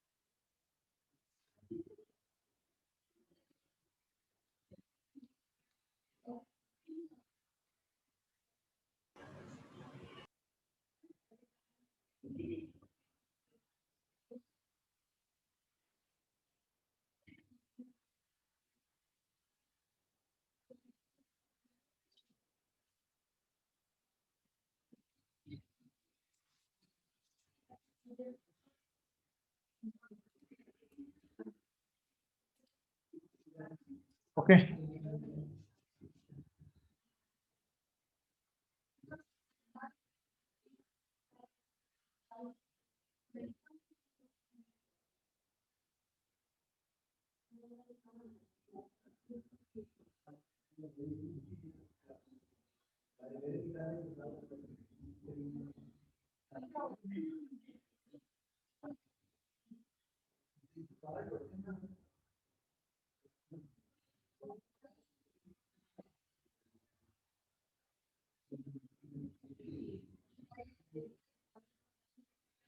तो ये हमारा चैप्टर कंप्लीट हो चुका है।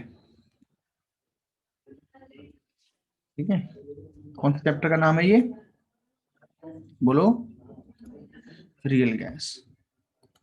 तो आइडियल गैस हो गया, प्लस रियल गैस भी हो गया, कंप्लीट। उधर पीरियोडिक भी कंप्लीट हो गया था ना? बोलो। Yes sir. देखो, हम लोग ने तुम्हें एटॉमिक पढ़ाया पहले, उसके बाद तुमको पढ़ाया गया मोल, फिर क्या पढ़ाया?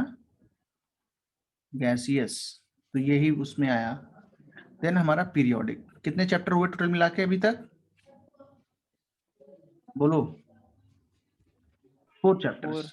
ये इतने बेसिक थे कि ये तो सबको पढ़ने ही होते हैं, कोई इसमें प्रॉब्लम नहीं था। बहुत अच्छे सवाल इनसे बनते हैं, क्वेश्चंस भी आते हैं। नेक्स्ट जो चैप्टर है वो अपना एक है केमिकल बॉन्डिंग, है ना? ये पढ़ना है, ये बिल्कुल अलग चैप्टर है, बहुत डिफाइनिंग चैप्टर होगा आगे चैप्टर्स के लिए। और एक है हमारा IUPAC, है ना? ये दोनों चैप्टर्स, इन दोनों में से कोई एक स्टार्ट करूंगा मैं नेक्स्ट वीक में। अभी तो मैं सोच रहा हूँ कि थोड़ा सा मुझे डिस्कशन करना पड़ेगा पहले, उसके बाद ही बताता हूँ तुमको, ठीक है? क्या स्टार्ट करेंगे, आज तो नहीं कर रहा हूँ। और क्वेश्चंस करा रहा हूँ कुछ इस पे बेस्ड, क्योंकि हमने सिर्फ इसके सॉल्व ये किए हैं, ज़्यादा सवाल इस पे किए नहीं है, तो ट्राई करेंगे क्वेश्चन सॉल्व करने के लोग। तो तैयार है ना इन चैप्टर्स के लिए? एक रियल गैस पे क्वेश्चन दे रहा हूँ, उसको सॉल्व करो।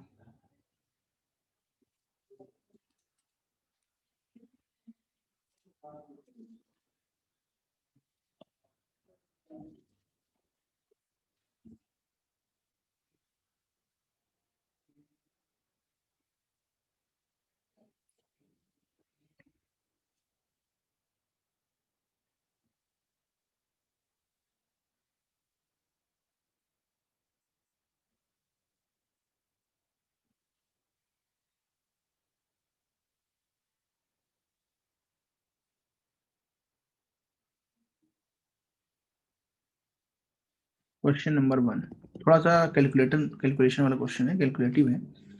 The von der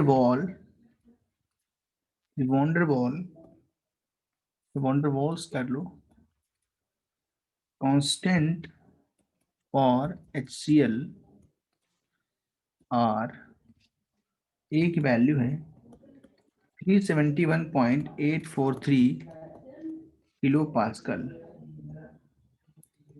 and B की वैल्यू है 40.8 सेंटीमीटर क्यूब मोल इनवर्स। फिर लिखा है find the critical constant of this substance.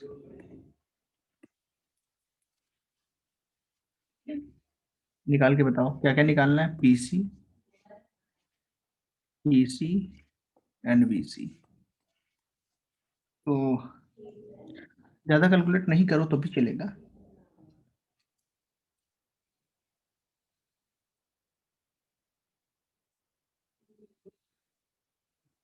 But सबसे जो इम्पोर्टेंट चीज याद रखनी है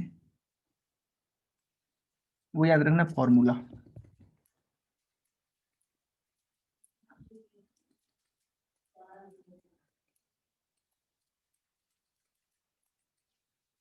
ये फॉर्मूले यूज करने। सर इसमें सारे वैल्यूज एमटीएस में रहना चाहिए। अब देखो किलो पास्कल जो लिखा है इसको पास्कल में चेंज कर लेना, एसआई हो जाएगा।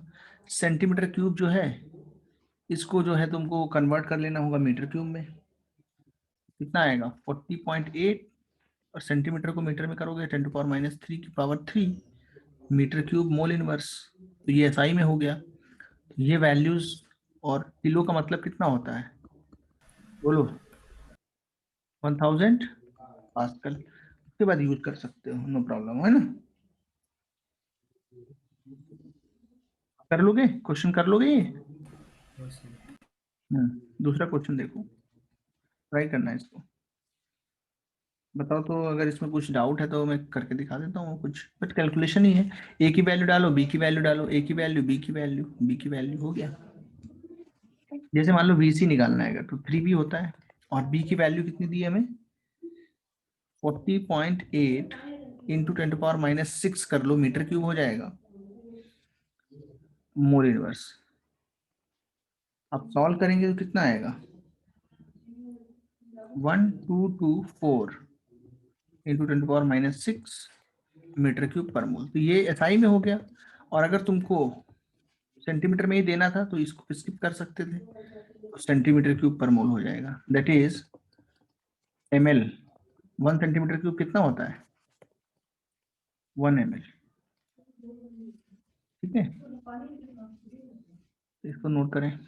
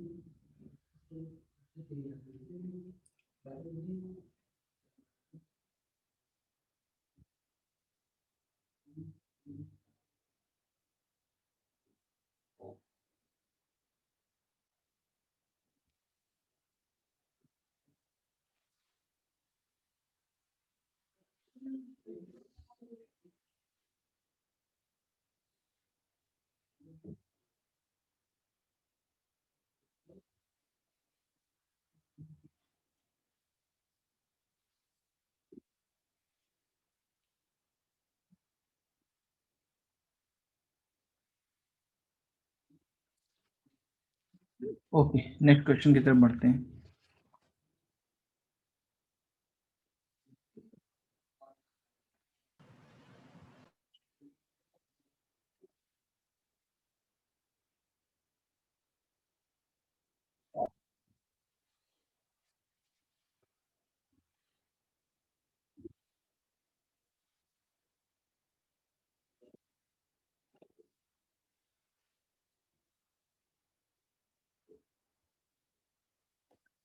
हम्म,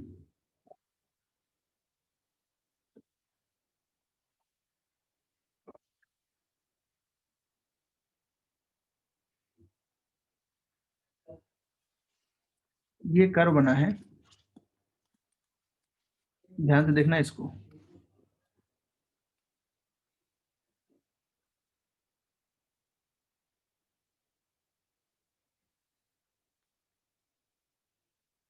पीवी वर्सेस पी का कर्व है, और ये लिखा है आइडियल गैस। सबसे नीचे से जो कर्व गया है वो CH4 का है, फिर उन्होंने बनाया O2 का,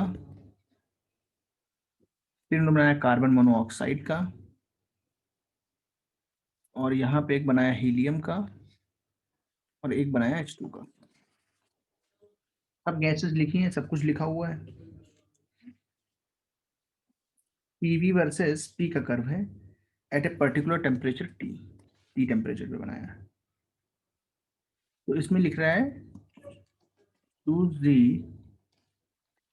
incorrect statement, choose the incorrect statement. Option A है H2 and helium shows positive deviation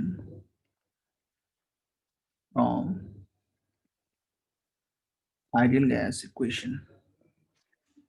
option B है CO, CH4 and O2 show negative deviation from ideal gas equation। Same to same यहाँ पे लिखा हुआ है। तो लिखा है H2 and helium show, बहुत ही आसान सवाल है, while CO, CH4 and O2 show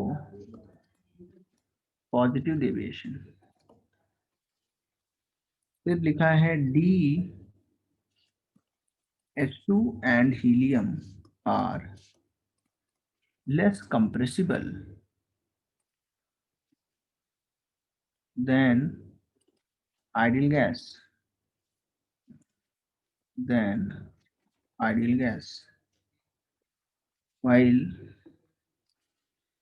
CO2, CO है actually, CO, CH4 and O2 more compressible। क्या ये सही लिखा है? कौन सा ऑप्शन इसमें सही होगा, ढूंढ के बताओ। Which one is correct, which one is not correct?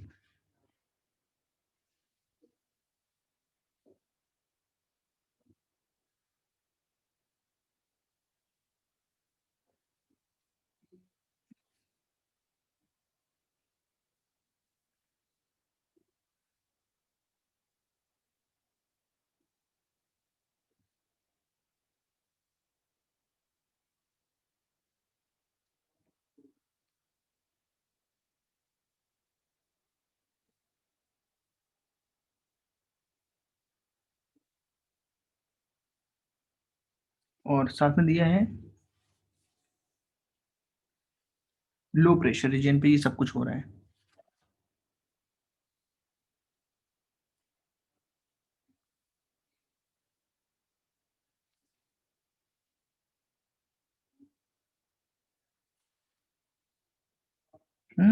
Very good, Shruti and Pranav सबका सही है। C is the correct answer, because दिख रहा है, क्लास में पढ़ाया हुआ है सब ये। भाई ऊपर जो आएगा पॉजिटिव शो करेगा, करेक्ट है। CO and CO, CH4 show negative deviation at low pressure पूछा हुआ है, इसमें थोड़ा ऐड कर लो। एट लो प्रेशर पूछा है, एट लो प्रेशर रीजन। तो लो प्रेशर का मतलब क्या है, इधर वाली जगहों पे है ना, इधर वाली जगहों पे बताना है। तो ये पॉजिटिव शो कर रहे हैं, ये तीनों नेगेटिव शो कर रहे हैं। तो पहला ऑप्शन जो है वो क्या है, सही है। दूसरा ऑप्शन भी सही है, तीसरा ऑप्शन गलत है। और लेस कंप्रेसिबल तो होते ही हैं जो पॉजिटिव डेविएट होते हैं, और जो नेगेटिव डेविएशन शो करते हैं उनको ज़्यादा कंप्रेस कर सकते हैं। तो गलत को ही हमने चूज करना था, तो सी ऑप्शन करेक्ट है। तो घबराना नहीं है, ऐसे क्वेश्चंस बिल्कुल तुम्हारे इसी से आएंगे जो मैंने पढ़ाया हुआ है।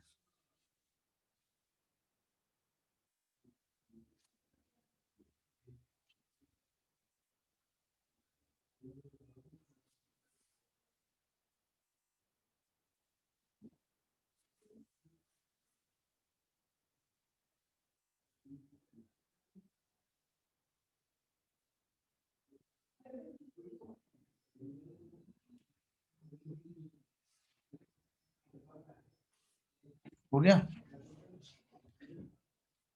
देखो क्वेश्चन लिख देता हूं।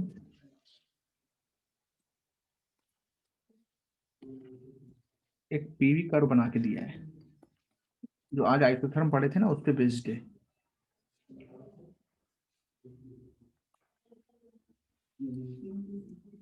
इस तरीके का कर्व दिया है, इस पे दिया टीसी, ये टीसी है 500 केल्विन। उसके बाद दे रहा है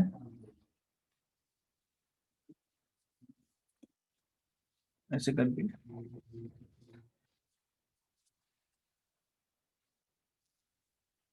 यहाँ दे रहा है 20 ATM और यहाँ दे रहा है 50 ATM, और ये टेम्परेचर दे रहा है नीचे वाले का 300 केल्विन। ये टीसी दिया है।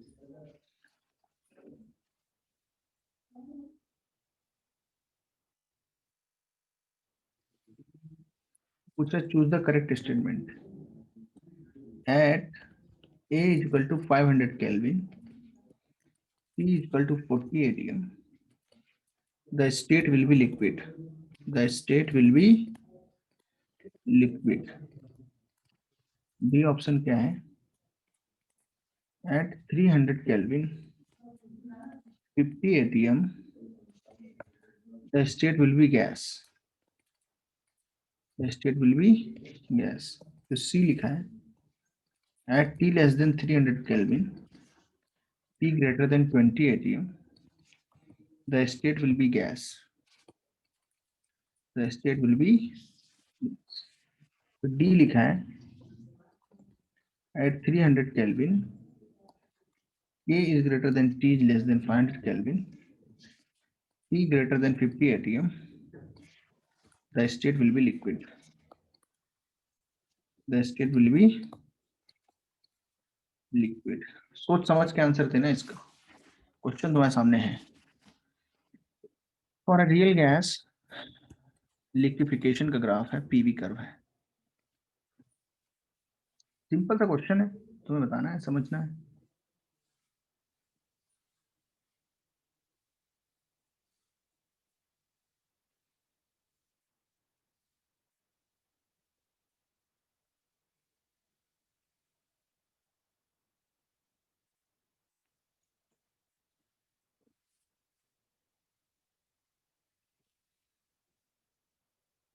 Which one is correct? Try to find out.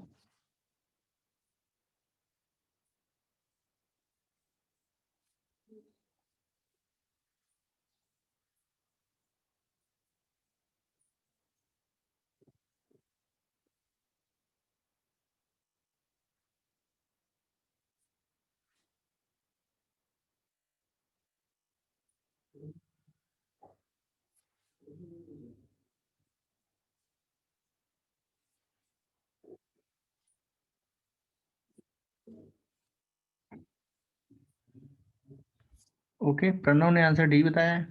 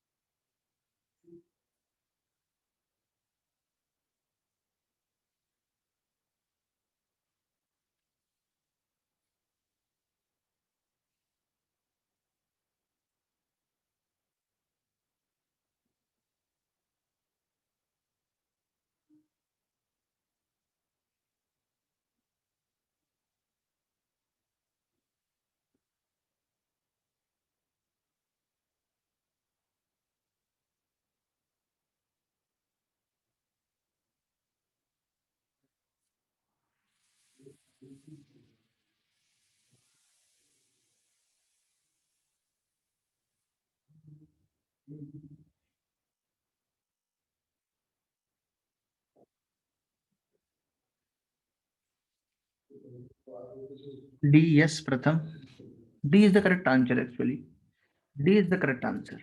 अब तुम लोग देखो क्या समझ में आ रहा है क्यों ऐसा है। फिर मैं एक्सप्लेन कर दूंगा। आसान है क्वेश्चन वैसे।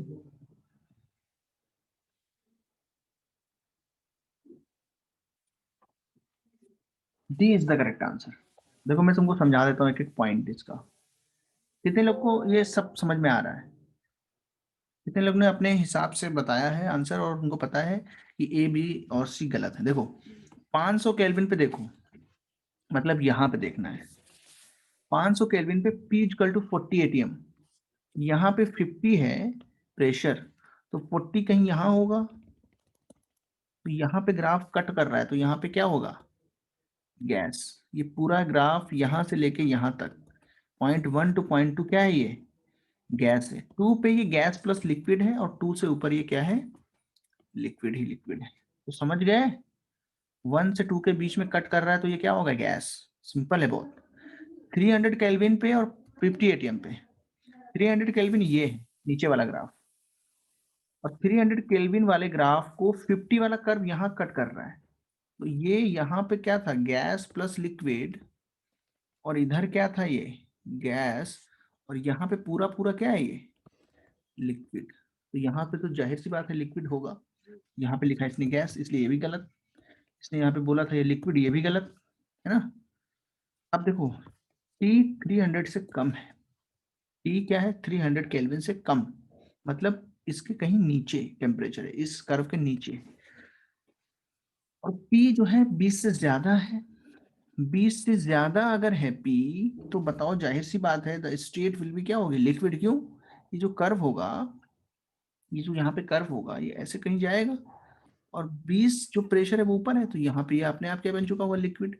या ऐसे कह सकते हो कि 20 ATM पे तो ये 300 केल्विन पे ही गैस बन चुका था, और अगर उससे लिक्विड बन चुका था, सॉरी, अगर टेम्परेचर उससे कम करेंगे तो 20 पे तो ये हमेशा लिक्विड होगा ही, उससे कम पे ही लिक्विड हो जाएगा। मैं भी मान लो ये कुछ टेम्परेचर मान लो है कितना? 280, तो 280 पे तो ये उससे कम प्रेशर पे ही लिक्विड बन चुका होगा। मान लो ये कह दिया 15 ATM। 20 से ज्यादा पे तो जाहिर सी बात है वो कैसा होगा? हमेशा लिक्विड ही होगा। यहाँ पे लिखा है गैस, ये भी गलत। देखो लिखा क्या है? जो टेम्परेचर है वो 300 से ज्यादा और 500 से कम है, मतलब इसके बीच में, इन दोनों के बीच में। और प्रेशर है 50 से ज्यादा। 50 से ज्यादा प्रेशर अगर है तो इनके इनके बीच में तो ये हमेशा कैसा आ रहा है? लिक्विड ही आ रहा है, यहीं पे आएगा हमेशा। इस टेम्परेचर रेंज जो है ये लाइन और जो ऊपर वाली है, इनके बीच में हमेशा तो ये क्या होगा? 50 ATM पे लिक्विड होगा, कि 50 पे तो वो 500 पे ही लिक्विड बन चुका है। उससे कम टेम्परेचर पे तो 50 ATM के ऊपर लिक्विड होगा ही होगा, बिकॉज प्रेशर इंक्रीज करने पे लिक्विड में चेंज होने की टेंडेंसी इंक्रीज करती है। So D is the correct option. कितने बच्चों को समझ में आया? हैंड रेज करें। बहुत इंपॉर्टेंट है ये, एग्जाम में आएगा ये नीट में भी आ सकता है, ऐसी कोई बात नहीं है, और जेई में तो ये आता ही रहता है। बोलो समझ आया? Very good Prathamesh.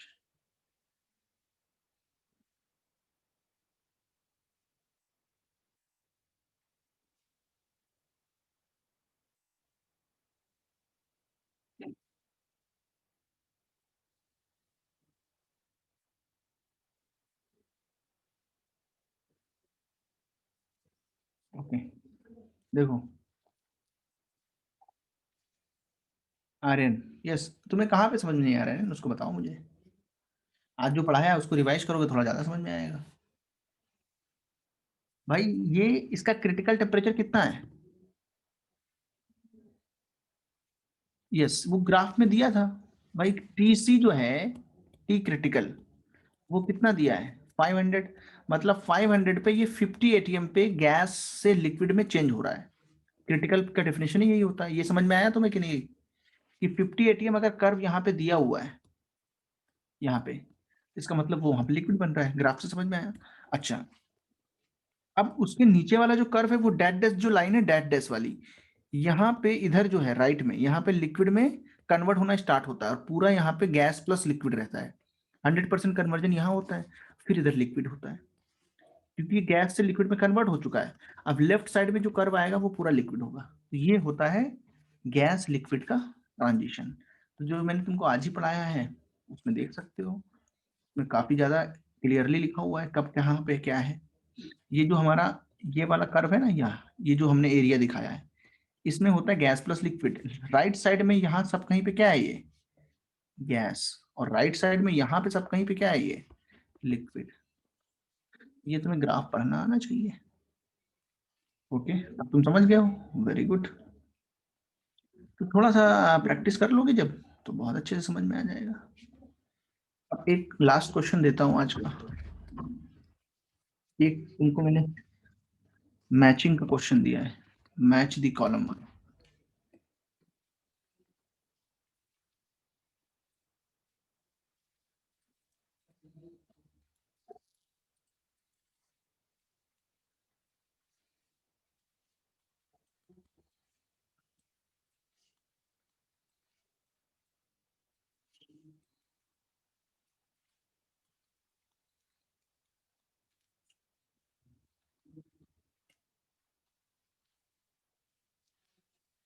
फिर यहाँ एक कॉलम वन है, ये कॉलम टू है, इसमें लिखा है पॉजिटिव डेविएशन,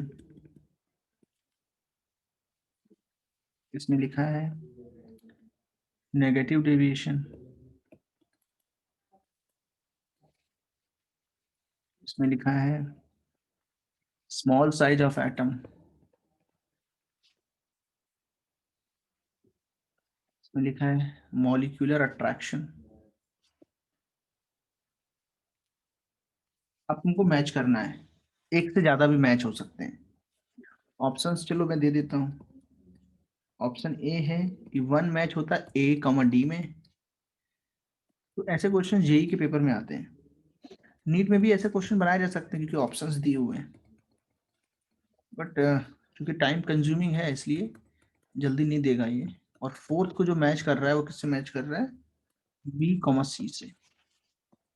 फिर बी ऑप्शन जो है वो क्या है, ए को मैच कर रहा है, वन को सॉरी, बी एंड डी से। सेकेंड को जो मैच कर रहा है वो ए और सी से, ए कॉमा सी से मैच कर रहा है सेकेंड को। थर्ड को जो मैच कर रहा है वो मैच कर रहा है ए एंड सी से। और फोर्थ को जो मैच कर रहा है वो ए बी सी डी सबसे मैच कर रहा है। फिर सी ऑप्शन जो है उसमें वन को मैच कर रहा है ए डी से, टू को मैच कर रहा है डी सी से, थ्री को मैच कर रहा है ए सी से, और फोर को मैच कर रहा है ए सी से।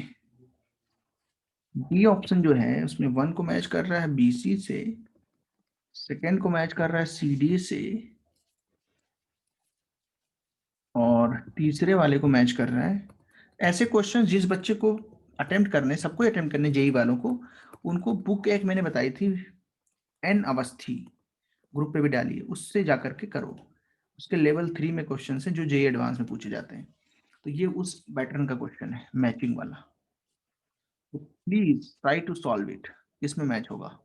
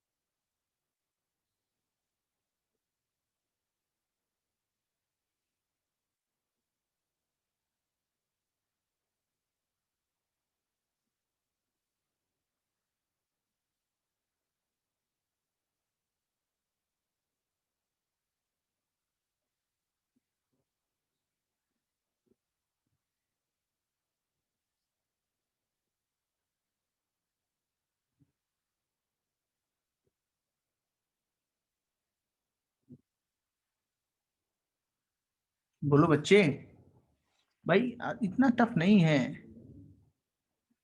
Try to solve it. मैं समझा रहा हूँ। ये क्या है, पी विच नॉट मतलब 1, तो z लेस देन 1 अगर है तो नेगेटिव डेविएशन होगा, मतलब 1 वाला जो है वो मैच हो रहा है किससे, b से। तो 8 से में तो मैच नहीं होगा जब b से होगा। उसके बाद देखो स्मॉल साइज ऑफ एटम, नहीं, अगर नेगेटिव डेविएशन होता है तो क्या होना चाहिए, मॉलिक्यूलर अट्रैक्शन जो है उसमें जरूरी है, तो इसका मतलब वो मैच होगा फिर डी से, है ना। स्मॉल साइज ऑफ एटम से उसमें कोई स्पेसिफिक चीज नहीं आएगा, तो बी एंड डी से मैच होगा। बी आंसर है एक्चुअली, यस, प्रथम ने सही बता दिया है, प्रथमेश ने, वेरी गुड, प्रथमेश ने सही बताया। देखो, हाँ, फिर जो सेकंड है उसमें z ग्रेटर देन 1 है। z ग्रेटर देन 1 का मतलब क्या है, 2 वाला a से मैच होगा, पॉजिटिव डेविएशन होगा। एंड जब पॉजिटिव डेविएशन होता है तो कब होता है, जब मॉलिक्यूल्स बहुत छोटे छोटे होते हैं, जैसे हाइड्रोजन, हीलियम, जो पास में नहीं आ पाते हैं, जिसमें आपस में अट्रैक्शन फोर्स नहीं होते हैं। तो मैंने तुमको सिखाया था जितने बड़े मॉलिक्यूल्स होंगे उतना ज्यादा अट्रैक्शन होगा उनके बीच, उतना ज्यादा अट्रैक्टिव फोर्सेस होंगे। तो छोटे मॉलिक्यूल में अट्रैक्टिव फोर्स बहुत कम होते हैं, वॉन्डरवॉल फोर्सेस जो होते हैं वो वीक होते हैं। वॉन्डरवॉल फोर्सेस जो हैं वो वीक फोर्स हैं, depends upon the molecular mass या मोलर मास। मोलर मास जितना ज्यादा होगा वॉन्डरवॉल फोर्सेस उतने ज्यादा होंगे, वॉन्डरवॉल फोर्सेस अट्रैक्टिव फोर्सेस होंगे। तो ए से मैच होगा दूसरा वाला, एंड किससे मैच होगा बोलो, small size of atom that is C से। ठीक है। तीसरा किससे मैच होगा, देखो H2 एंड हीलियम। फिर वही बात है, H2 एंड हीलियम में भी पॉजिटिव डेविएशन होता है ए से, और स्मॉल साइज ऑफ एटम होता है फिर सी से। एंड फोर्थ वाला देखो N2 एंड CO2, ये किससे मैच होगा, देखो बताओ जल्दी से। तो N2 एंड CO2 के अंदर पहली बात तो कैसा डेविएशन होता है, पॉजिटिव भी होता है नेगेटिव भी होता है, ऐसे आता है कि नहीं ग्राफ। N2 एंड CO2 का ग्राफ सबको पता यस है, सर, यस कैसा सर, ग्राफ आता है बताओ। पॉजिटिव और नेगेटिव डेविएशन। दोनों depending upon which thing, sir pressure. जल्दी से बताओ। प्रेशर, हाँ, प्रेशर लो प्रेशर पे कैसे होते हैं, विच टाइप ऑफ डेविएशन है लो प्रेशर, सर नेगेटिव और नेगेटिव। नेगेटिव। और हाई प्रेशर पे कैसा डेविएशन होता है, पॉजिटिव। पॉजिटिव, दोनों कॉपी हो गए। उसके बाद देखो स्मॉल साइज ऑफ एटम होता है कि नहीं, हाँ, N2 और CO2 का जो साइज है इतना कुछ बड़ा नहीं खास है, तो ये वाला जो है थोड़ा सा इसमें अप्रोक्सीमेशन कर सकते हैं, इसलिए क्योंकि ऑप्शन के हिसाब से फिर इसमें इसको लेना ही पड़ेगा, small size of atom comparative होते हैं। तो हाँ हाँ हाँ, यस, मैचिंग बस देखना है, उसके बाद इसको इसमें लिया जा सकता है। बट हम लोग फैक्चुअल चेक कर रहे हैं कि N2 और CO2 क्या बहुत बड़े नहीं, बहुत ज्यादा बड़े नहीं होते हैं। N2 एंड CO2 का साइज जो है वो मीडियम साइज, स्मॉल साइज में ही आता है। और मॉलिक्यूलर अट्रैक्शन भी होता है N2 में, और CO2 में क्या होता है, मॉलिक्यूलर अट्रैक्शन होता है, तभी तो उसमें नेगेटिव डेविएशन आया। तो इसमें A, B and C, D हम लोग चारों लेंगे, और जिसमें सबसे कम नॉलेज हमें सी के बारे में है, बट उसको भी चूंकि एग्जाम्पल जो हमारा बी ऑप्शन इसमें लिया है तो हम उसको भी उसमें डालेंगे, क्योंकि N2 का साइज छोटा ही होता है, CO2 का साइज भी मीडियम होता है। तो इतना तुम्हें समझना है, हाँ बोलो। सर अगर सेम ही ऑप्शन दूसरे इसमें होता लेकिन सी एक्सक्लूड होता तो फिर तो हमें ABD लेना होता, वैसा आएगा तो बहुत टफ क्वेश्चन हो जाएगा, तो ABD हम ले लेंगे। तो ओके सर। बट सर यहाँ पे कैसा? ऐसी कोई दिक्कत नहीं है, जैसे उसने बोला कि एक ऑप्शन ऐसा भी दे देते कंफ्यूज करने के लिए ABD, तो फिर हम इससे कंपेयर कर डालते, हम बोलते इसमें स्मॉल है तो इसमें क्या होना चाहिए उसके कंपेयर में, बोलो मीडियम या बड़ा, तो फिर हम ABD वाला ऑप्शन ले लेते, बट क्योंकि ऐसा दिया नहीं है इसलिए मोस्ट अप्रोप्रिएट आंसर कौन सा होगा। ABCD B।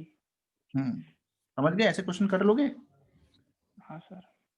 वेरी गुड, तो इसको कॉपी करो, फिर नेक्स्ट क्लास में मिलते हैं हम लोग, और मैं तुमको उसी क्लास में बताऊंगा क्या स्टार्ट करना है।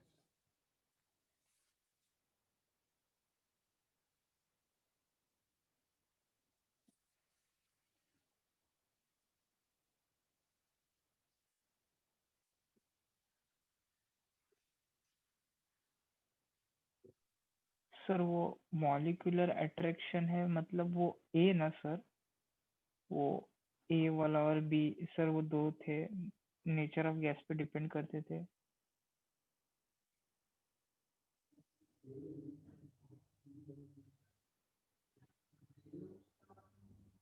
Hello sir. बोलो क्या बोल रहे हो? सर वो जो डी ऑप्शन है उसमें मॉलिक्यूलर अट्रैक्शन दिया है सर, वो ए था ना सर, मतलब ए और बी ऐसे दो थे, वो नेचर ऑफ गैस पे डिपेंड करते थे। हाँ हाँ उसमें से वो जो ए था सर वो मॉलिक्यूलर अट्रैक्शन था और बी साइज था सर। हम्म। नहीं सर वही पूछ रहा हूँ सर, तो फिर ए मॉलिक्यूलर अट्रैक्शन ना। हाँ ओके सर समझ गया।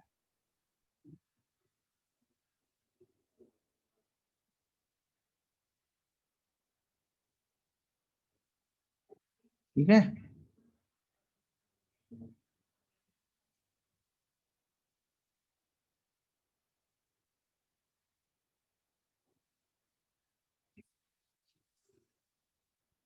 क्या थक गए मुझे लगता है, क्योंकि मैं देख रहा हूँ शुरू से ही कम थे लोग, मतलब 40 थे, फिर 38 हुए, फिर 36, फिर 30, अभी जाकर के 29। अब तो 5-10 मिनट से तो थोड़े ज्यादा ही छोड़ रहे हैं, क्योंकि उनको पता है कि क्लास हो गई है ना।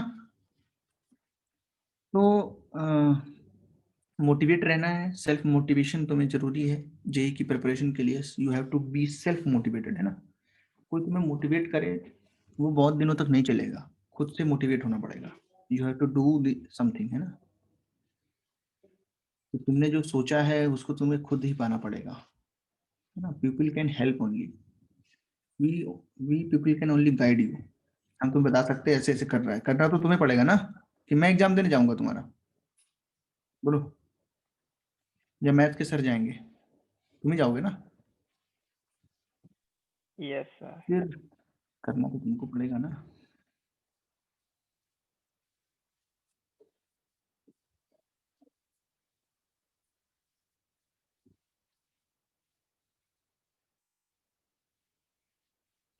सर ये शायद अलग से लगा है।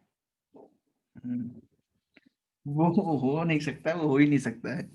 वैलिड तो होगा कि नहीं होगा वो बात की बात है, समझ रहे हो, कभी भी नहीं हो सकता वैसा, सब नहीं चलता है। उसका कुछ फायदा भी नहीं है ना। फिर एग्जाम भी दे के हम आ गए, उसके बाद फिर क्या तुम्हारी जगह पे हम ही रहेंगे, तो वो रेंचो वाला यहाँ पे नहीं होगा, समझ रहे हो। हमने रेंचो का देखा था क्या? सर 3 इडियट्स ना। हाँ, दूसरे की जगह हाँ पढ़ता है ना वो। हाँ सर देखा है। उसका नाम तो पोंगसुंग वांगडू रहता है। हाँ सर। मेरी एज 24-25 के बीच होगी कुछ, है ना, आई थिंक, जितना मुझे याद है। सर मतलब आपको याद नहीं है? अभी अभी अभी जो बताया वो याद ही है, तो कैसे बताया फिर मैंने। Okay sir. तो नहीं नहीं, यही है, 24-25 के बीच में है। हाँ ये तो है, प्रथम कर तो सकते हैं, कॉलेज लाइफ के लिए ना कुछ भी कर सकते हैं लोग, बट लाइफ में तो यही सब होता है, न्यू थिंग्स। चलो, इसको शेयर करूंगा मैं, ओके, चलो bye everyone. Bye sir. Bye bye.